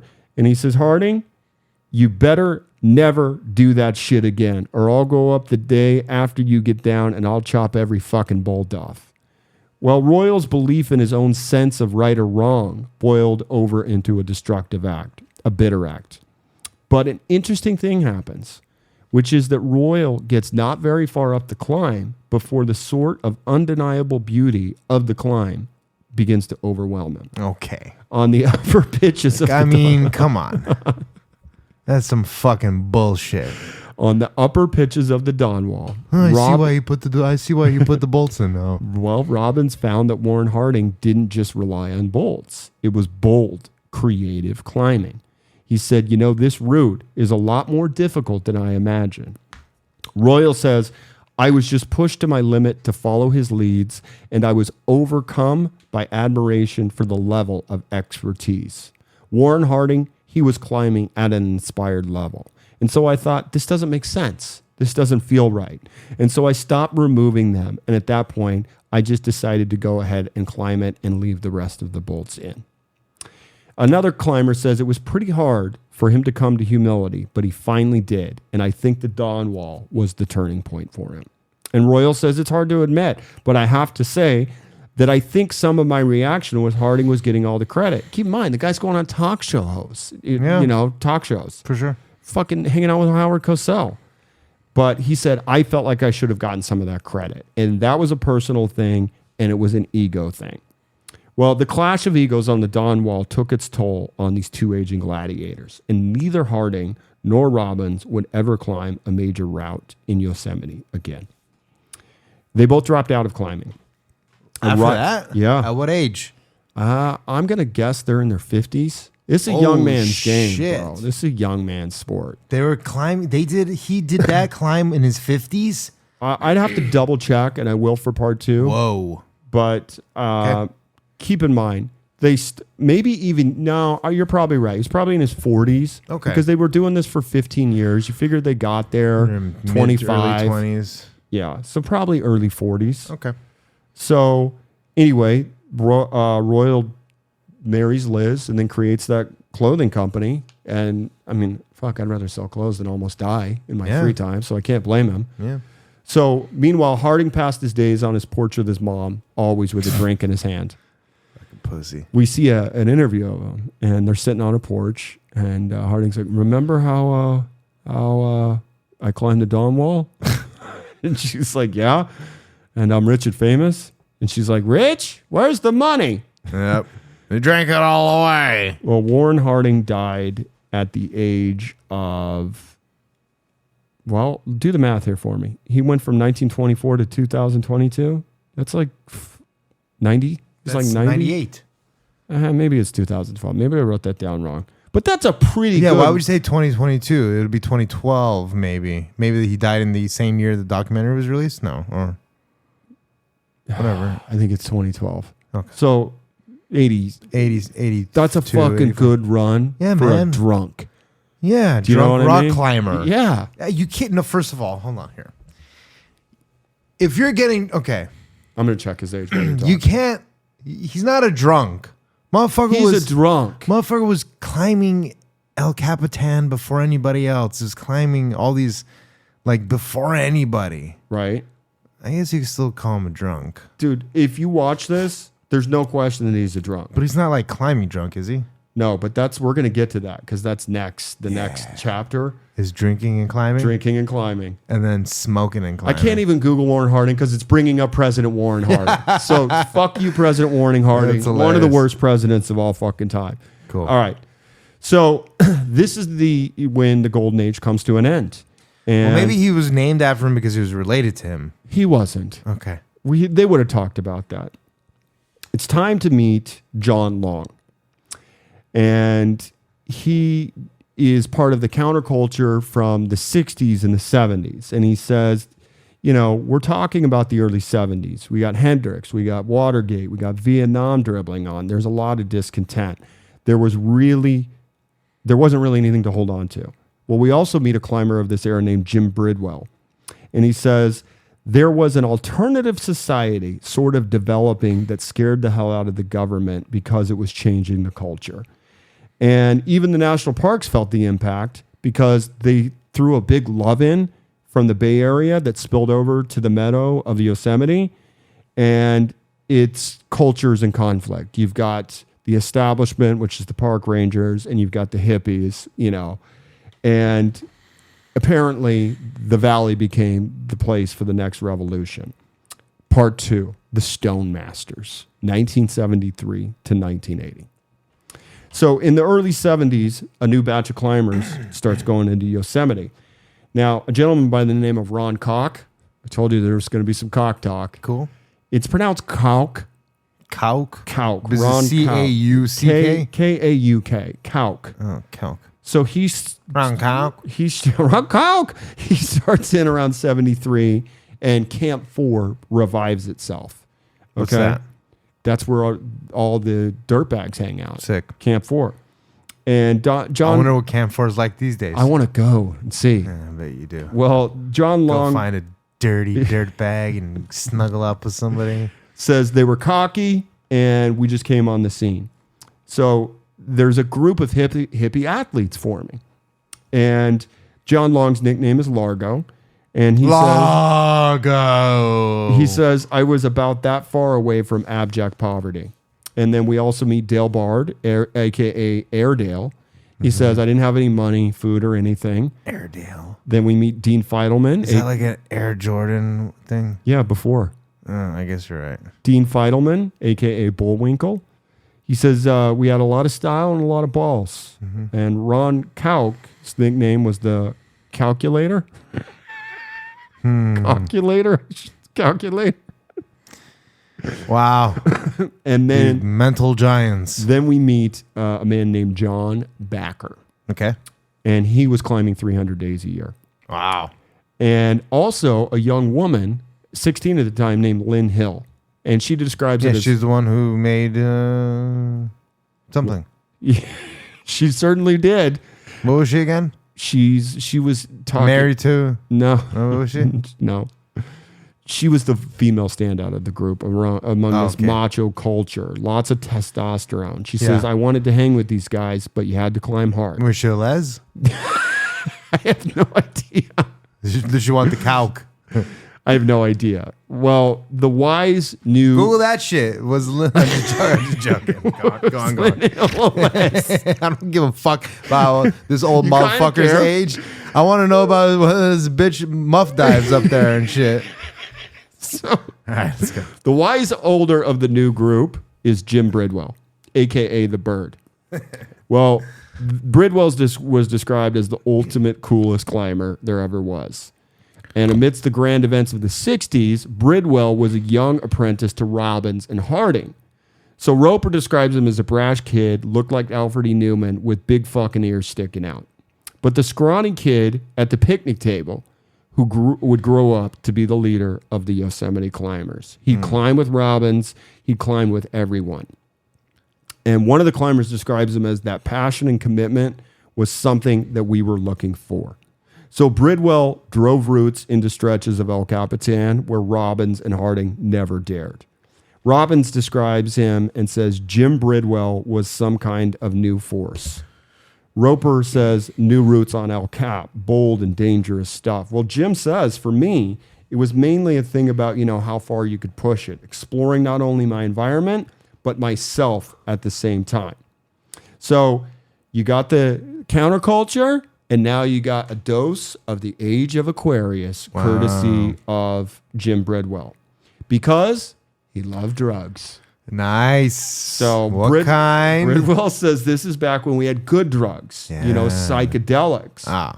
There's a definite Those are fun. fearlessness that comes with that liberation with the personality. Shrooming and rock climbing. Look, Dude, he ate acid. I'm just saying, taking mushrooms, going to Joshua Tree and boulder climbing on that shit. Yeah. Then laying down on a nice warm rock and having a cigarette with a nice breeze. It's the best feeling ever, man. It's an amazing feeling. It's an amazing Now, feeling. let me take that a notch. Yeah. Try getting on a 2,000 sheer cliff, not a boulder with a mattress so you can fall down and smoke your cigarette, Right. but being on acid and climbing. He climbed on acid. Yes. That's fucking bonkers. Well, and apparently so is throwing a perfect game on acid. Yeah, that's Doc Ellis. There's a documentary called Documentary about Doc Ellis? about that incident. We got it down on the documentary that. Write it down so Down I on don't the forget. Doc Ellis. Down on the Doc Ellis. So they describe Bridwell as the high llama. The man was brilliant. He could pick a line. He knew what it was going to entail. I create them, baby. Dude, I don't have enough pickup lines of cocaine to get a date in this town. I know. Old joke of mine. Well, you also live in a gay town. No, I don't. Long Beach isn't gay. Sure it is. No, it's not. It's either gay or black, and you ain't getting either of those. Well, actually, I fucked up. I should have made a lot of gay jokes, and I didn't. Anyway, people say it was a brat. I can see you going out with a nice, thick black chick, though. Yeah? Yeah. All right. Maybe I will. Let's get back to Bridwell. Sure. It was they like tall guys. It was a badge of honor to climb with Bridwell. If he tapped you on the shoulder and said, "You're climbing with me," it was a terrifying rite of passage because, as Kalk describes, if you're in your teen years to take on a route that you didn't know, you don't know what's going to happen. Right. Dangerous. You didn't know what the fuck you were going to find when you went out on these big things. Were these guys wearing helmets? No. No, right? They're wearing fucking tie-dyed shirts and chalk bags and fucking smoking joints. Yeah. So we see some of these walls they're on. It's just, here's the thing. The Alex Honnold stuff I've gotten used to because I've watched him climb so much. But sometimes you see some of these guys and you're like, these are stoners, man. Yeah. And they're just hanging off of cliffs and ledges. And it's just... it's intense. That's why you have to watch it. It's because you can't describe it as we're doing, even though we're doing our best. It's a visual thing. And I recommend anybody to watch this. By the way, I'm going to blow it right now. It's a 4 doc. It's a 4 docker. Nice. I like it. So anyway, you're going up there with a new line with Bridwell, and he's literally frying on acid. He did drugs on the wall. The colors, man. Yup. He fucked up, and I'd go, whatever he's tied in, if he wants to do it, okay.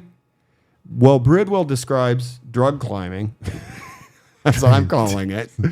It's a fine... Yeah, just going to go on a drug climb. Well... Find myself... As a fine line between boldness and stupidity. Find yourself dead. I may have been right on the edge of it. Well, in 75, Bridwell devised a plan to attempt a feat that only a few years earlier would have been a fantasy. Bridwell came up with the idea, we'll climb the nose on El Cap in one day. Wow. Yosemite's most iconic route, the nose, had taken Harding 2 years. And Royal Robbins a week. Now Bridwell aimed to climb the 3,000 feet in a single day. They already know all the good routes, though. Same route. It's the nose, bro. I know, but there's only one route on the nose. Well, there's probably a couple routes. There's probably a couple routes. Anyway, nose.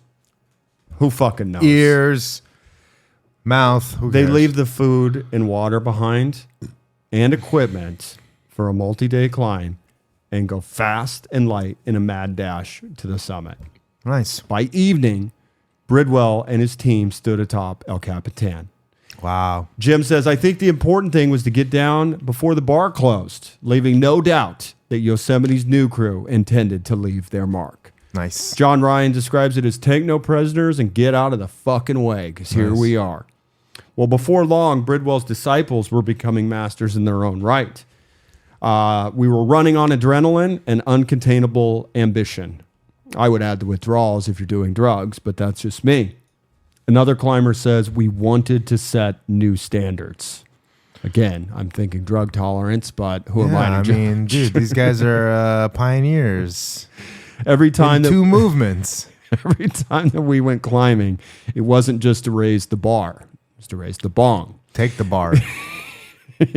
The idea was to blow the whole paradigm away and replace it with an entirely new game, a new way to climb. The breakthrough for our generation was free climbing.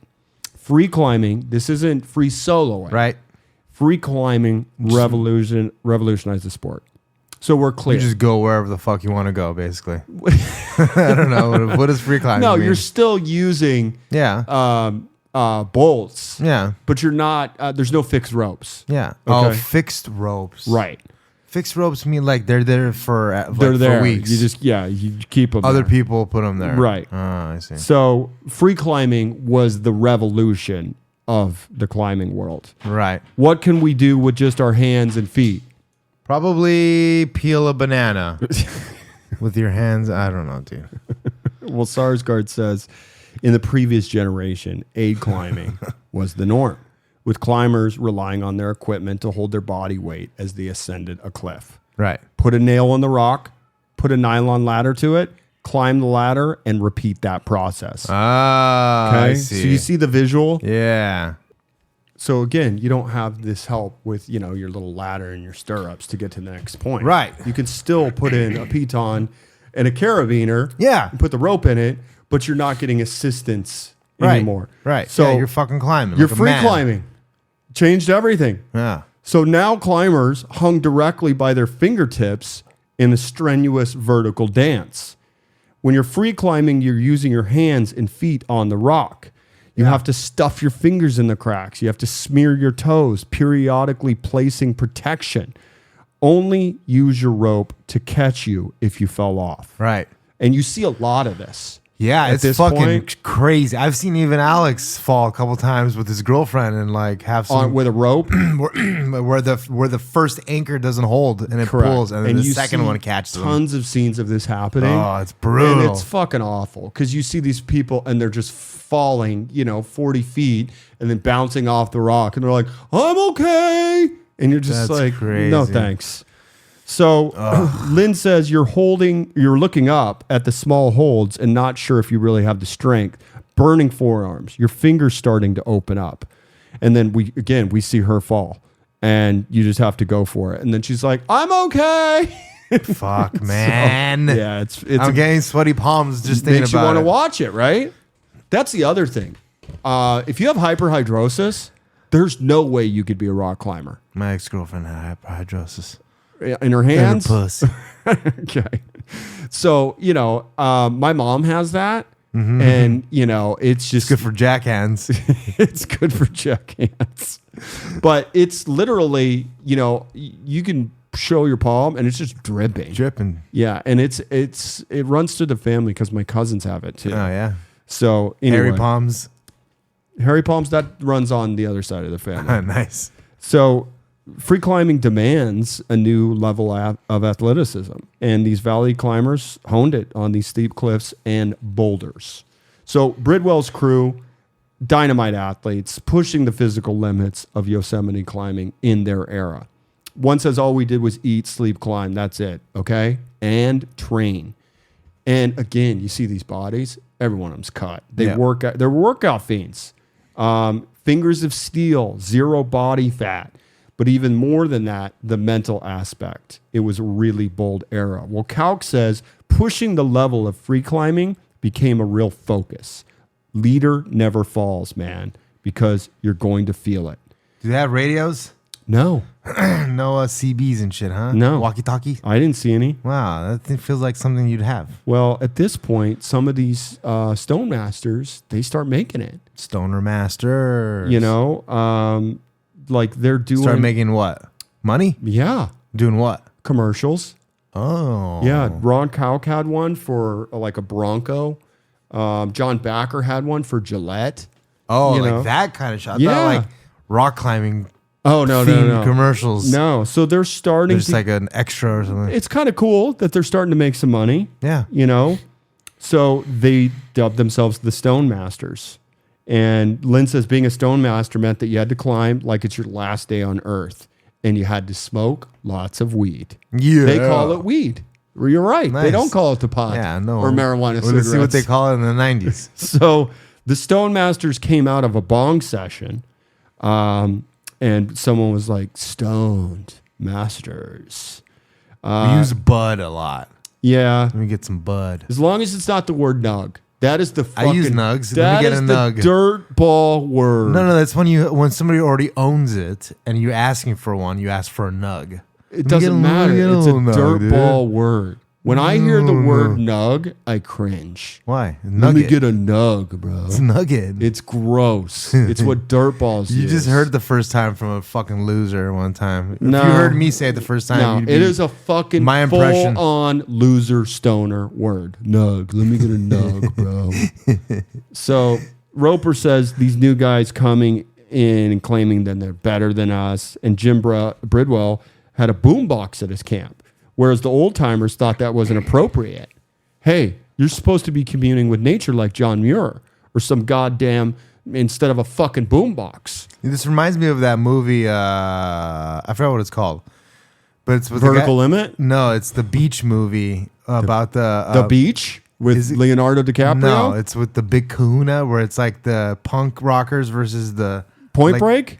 No, or older than that. It's a movie from the Warriors? 80s. No, you're not. It's like with the it's like the kid dresses up as a punk, and they have a surf competition at the end. And there's the Big Kahuna Gleaming from the down. Cube? The Big Kahuna from down under. I don't and it's know. like kind of like that, like the old school versus the new school. Well, Yvonne says, well, I think Back they to were the beach, maybe. back to the. See, nobody's heard of this movie. Sorry, keep going. Vaughn says, I think they were doing the right thing. I was pretty stoked. They were pushing the limits and also really pissing off the entrenched status quo. It was sex, drugs, rock and roll climbing, living on the naked brink of society of sanity.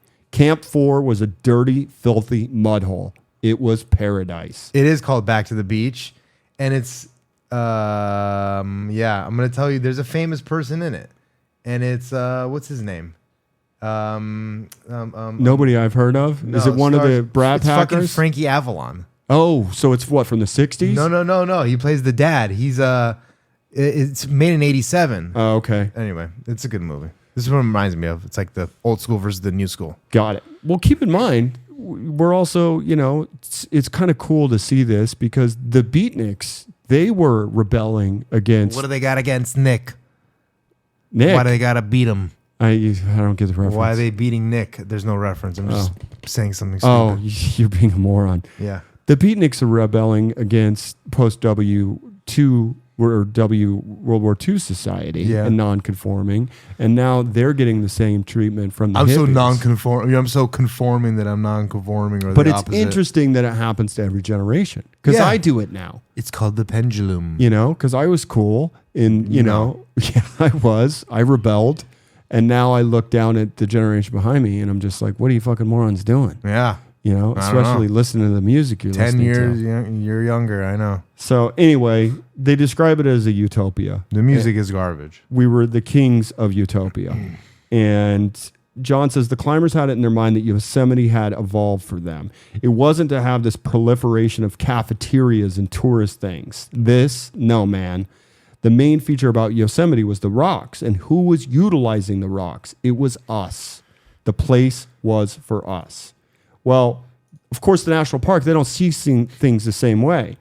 And in 1970, you've got the Vietnam protests. They're at their height. And then more hippies just coming in to Yosemite for love-ins. And we see pictures of this. These hippies fucking trash the place. They're taking off signs, throwing them in the lake. And then the Rangers, they shut it down and they get the situation, in hand. But it was a crazy crowd, The mace was out. Well, ever since then, the Rangers were given firearms. Wow. And a strict law enforcement mandate. So the long-haired bums This land is my land. This land is your land. The long-haired bums causing the trouble, they're like, these are the status quo. They're like, they got no right to be here. Police should kick them out. So climbers it's public land, dum-dum. Climbers weren't involved in these riots.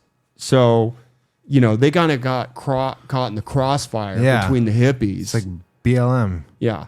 So anyway, the climbers were never really welcome after this, hippie fest, fucking tear the place down shit. Right. So see, it's when the fucking government comes in and that's when they decide the movement comes. No, see, that's some fucking, that's like how the feminist movement started, how the gay rights movement started. It all starts off good. And then feds come in and fuck it all up. And that's what happens because now the Rangers start a war with the climbers. Nice. And they're cracking down on them. They would do sweeps. It's a false flag. They would do sweeps. And they'd find Camp 4 and kick them out for smoking pot.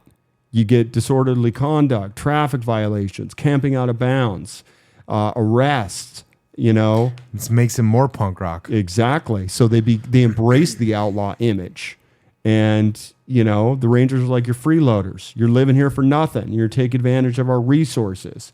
And climbers are free. You know, they live out of their cars and they do whatever they want. And their mission is just to enjoy life. But most climbers are pretty fit and they tended to have their pick of the girls, according to one. I don't like that. That made the Taking Rangers all jealous. my women, Yes, huh? the Rangers are like, you're getting all the good pussy. It's already thinning up out here. Yeah. So Ryan makes a salient I point. bet a couple of police chiefs had their daughters fucked by a couple of these guys too. Probably snuck into the cabin The quarters. at night. Yeah. So Let me get you into cell 4. well, Ryan makes a salient point, and this really stood out to me in the film. He says 100 years from now, nobody's going to remember that park ranger, but they're going to remember Jim Bridwell. 100%. They're going to remember what the climbers of this generation did because that was history, and the Rangers knew that, and that used to piss them off. Yeah. Okay, well, we got a big situation. In 77, a Situation. mysterious cargo plane flying under the radar Whoa. crashed in the high country of Yosemite, No. killing the pilots and people on board. No way. Don't tell me. Drugs. Drug plane.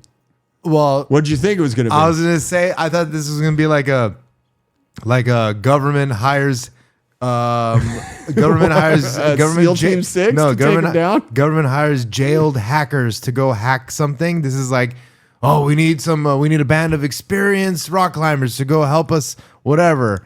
So then this is how it like joins the two. Like, wow, okay, tell It me was the a real- plane on its way back from Colombia, and it Sick. crashed into a lake called the Lower Merced Lake. Okay. And the climber had a girlfriend who was working on the switchboard that the radio came No in from. shit. And she eavesdrops on the conversation about the plane and what was on the plane. So the climbers hear about it. They hike up there. No way. Yup. Sick. They just look out into the lake. They show a picture of this thing. It's face down Yeah. in the ice. Wow. Okay. So the nose of the plane is sticking out of the ice. Everything Wow. else is underneath it. Wow. And so The nose of the plane is sticking out of the correct. ice. So it fell backwards apparently. When it Something, landed. whatever. Yeah. So anyway, they could see some black shapes under the ice. And they managed to break through the ice. And there was a big bale with a marijuana flag on it. No. Back way. then, I guess when you sold drugs, you just advertised that you were selling drugs. You didn't try and make it discreet. Yeah. So they open it up and they're like, oh my God, it's pot. They said pot, Dave. Wow. And it was high grade, red haired Colombian weed Nice. and hundreds of bales. That's like Jack Herrera shit. It's called what? It's like Jack Herrera shit. Okay. Well, there's a huge frenzy at this point. So guys are climbers. They're carrying chainsaws up there in the dead of the night, cutting the ice and pulling bales of dope out of the water. Wow. And it started as a trickle and turned into a stampede. So, but like, how long does it take the cops to get up there? Who knows? The climbers know how to climb, Yeah. so they're going to get up there faster. They Way carry faster. chainsaws to get through the ice. Wow, dude, sick. Yep. Dude, So they sick. they looted the plane of quote every last reefer of marijuana, I bet you they got cocaine also. and They the just didn't gold mention rush it. was on. Well, suddenly people started smelling all this pot coming from the tents at Camp 4. And it had an interesting odor because the pot got drenched from gasoline from the crash. No. So you take a big hit and it would explode. And it had airplane fuel on it. And people were like, it's singeing my eyebrows. Well, Oh. it still got you really baked. Well, yeah, it's So- probably not good for you. Climbers are taking the dope to Berkeley in LA and selling it and returning with fistfuls of cash. Wow. They made a shit ton of money, a couple of these guys. Wow. So suddenly you have all these dirt bags that are like, it's kind of reminds me of like Trading Places or like Dumb and Dumber. They're showing up to the That restaurant. could be a documentary all on its own. It dude. should be. But they're like, they're having steak dinners. They're leaving $100 tips. couple guys built houses because they got so much money, and the Rangers didn't find out about the plane until it was all gone. So there was a radio call that somebody intercepted, but it didn't go to the whoever was taking it down didn't give it to the Rangers. They gave it to the climbers. So that's how they were able to get it before the so Rangers. they didn't even know. Okay. No, somebody in the switchboard tipped off the climbers and didn't tell the Rangers. Wow. So high times for the Stone Masters, obviously. Why do you not tell the Rangers? Because you want to make some fucking money, and you know guys that are willing to climb up there with chainsaws in the middle of the night and get your goddamn drugs. It's fucking amazing. So, they have this huge reputation as like the center stage of world rock climbing, and apparently smoking gasoline-soaked dope. So that's a little fucked. At this point, the big thing that came out of this that blew me away is, have you seen the movie Cliffhanger? With Sylvester Stallone, of course, Michael Rooker. Iconic. Saw it in the movie theater. Okay, so I remember... When I was a kid, I was a child. I don't remember seeing it, but I knew I'd seen it once. And you know how I've seen it like twice. You know how those movies you're embarrassed to fucking say you watched? Well, I guess. I watched Cliffhanger like a month ago because somebody just... Yeah, exactly. That's what I didn't want you to say. Okay, so I'm coming out on the show. I thought I was talking about 20 years ago. No. I'm ashamed to admit it, but I watched it like a month ago. It's not that bad. It's on It's TV. fucking awful. Yeah. So, it's bad. The reason I watched it is I was like, Cliffhanger. I don't really remember that, but I'm like, okay. I could rationalize it because John Lithgow is a good actor. Yeah, he is a good actor. He really is. And I looked at the reviews, and I'm like, Rennie Harlan directed it. He did Cutthroat Island. I never saw that, but he did a couple of big action movies. And then somebody was like, it's the Die Hard of the rock climbing. And I'm like, sold. So wait, but hold on. Yeah. What is the Die Hard of? Just police officers? No. So the pitch, here's the pitch of the movie. Because the guy, John... Yeah, loses his wife. No. Okay, hold on. Hey, who are we talking about? We're talking about John the Climber. Oh, okay, from this documentary. Okay, yeah. He wrote a book about the pot being found by the climbers. Right. Sylvester Stallone got it and turned it into Cliffhanger. So it's directly from this incident. Now, in the movie Cliffhanger, they don't find drugs. It's an FBI U.S. Treasury plane that's got $3 million on it. Oh, yeah. And then it lands in the mountains. And these rock climbers have to go save the day. Okay. But the point is that's not anything near the book. No, but John Long wrote the book and Stallone adapted it into this. That's crazy. Shit. Okay, cool. But I'm watching Cliffhanger a month ago, and there are scenes that look so fucking fake. Like, remember Superman where you're in the Fortress of Solitude and it all looks fake and stagey? Yeah. There are so many scenes in that movie that are clearly on a looks like set. Matterhorn at Disneyland. Yeah, totally, dude. And it just looks like fucking microwave cat shit. It's fucking garbage. So I'm watching it, and I'm like halfway into it, and there's a big racial part in the movie where one of the bad guys threatens or calls the other guy the N-word, and I'm like, whoa, this is pretty racy for 94. And, anyway, it's not a great film, but I watched it just for the Lithgow and the climbing factor. Lithgow's good. So, Cliffhanger. So good. Cliffhanger, maybe a 2-star movie, but don't feel guilty if it's free and you want to watch it on Netflix. But with that, we're going to end today's podcast, and we'll wrap up part 2 with the rest of the Stone Masters and a new group. We're about to be a Stone Master in just a few minutes. A new younger generation called the Stone Monkeys, which will eventually replace the Stone Masters. And then we will give you some more biographical information on a lot of these people that we've talked about in the film. So, like I said, I never do this. I'm jumping the gun. This is a 4-star doc. If you want to catch up and not wait for part 2, I have no problem with our listeners watching Valley Uprising between now and part 2. Dave, do you have any comments on today's show? Balls. Okay, that's it. So that's a wrap for episode 55. We will see you back here next week for part 2 of Valley Uprising, episode 56. In the interim, we are always looking for your help. So add us on the social medias. That's Down on the Docks at Twitter, Down on the Docks Pod at Instagram. Send us an email at downonthedocs@gmail.com. And more importantly, leave us a review. Now, there is something I noticed that you need to know, Dave. Man. People are leaving reviews on Spotify, but I didn't know that we had to approve them. Oh, So, correct.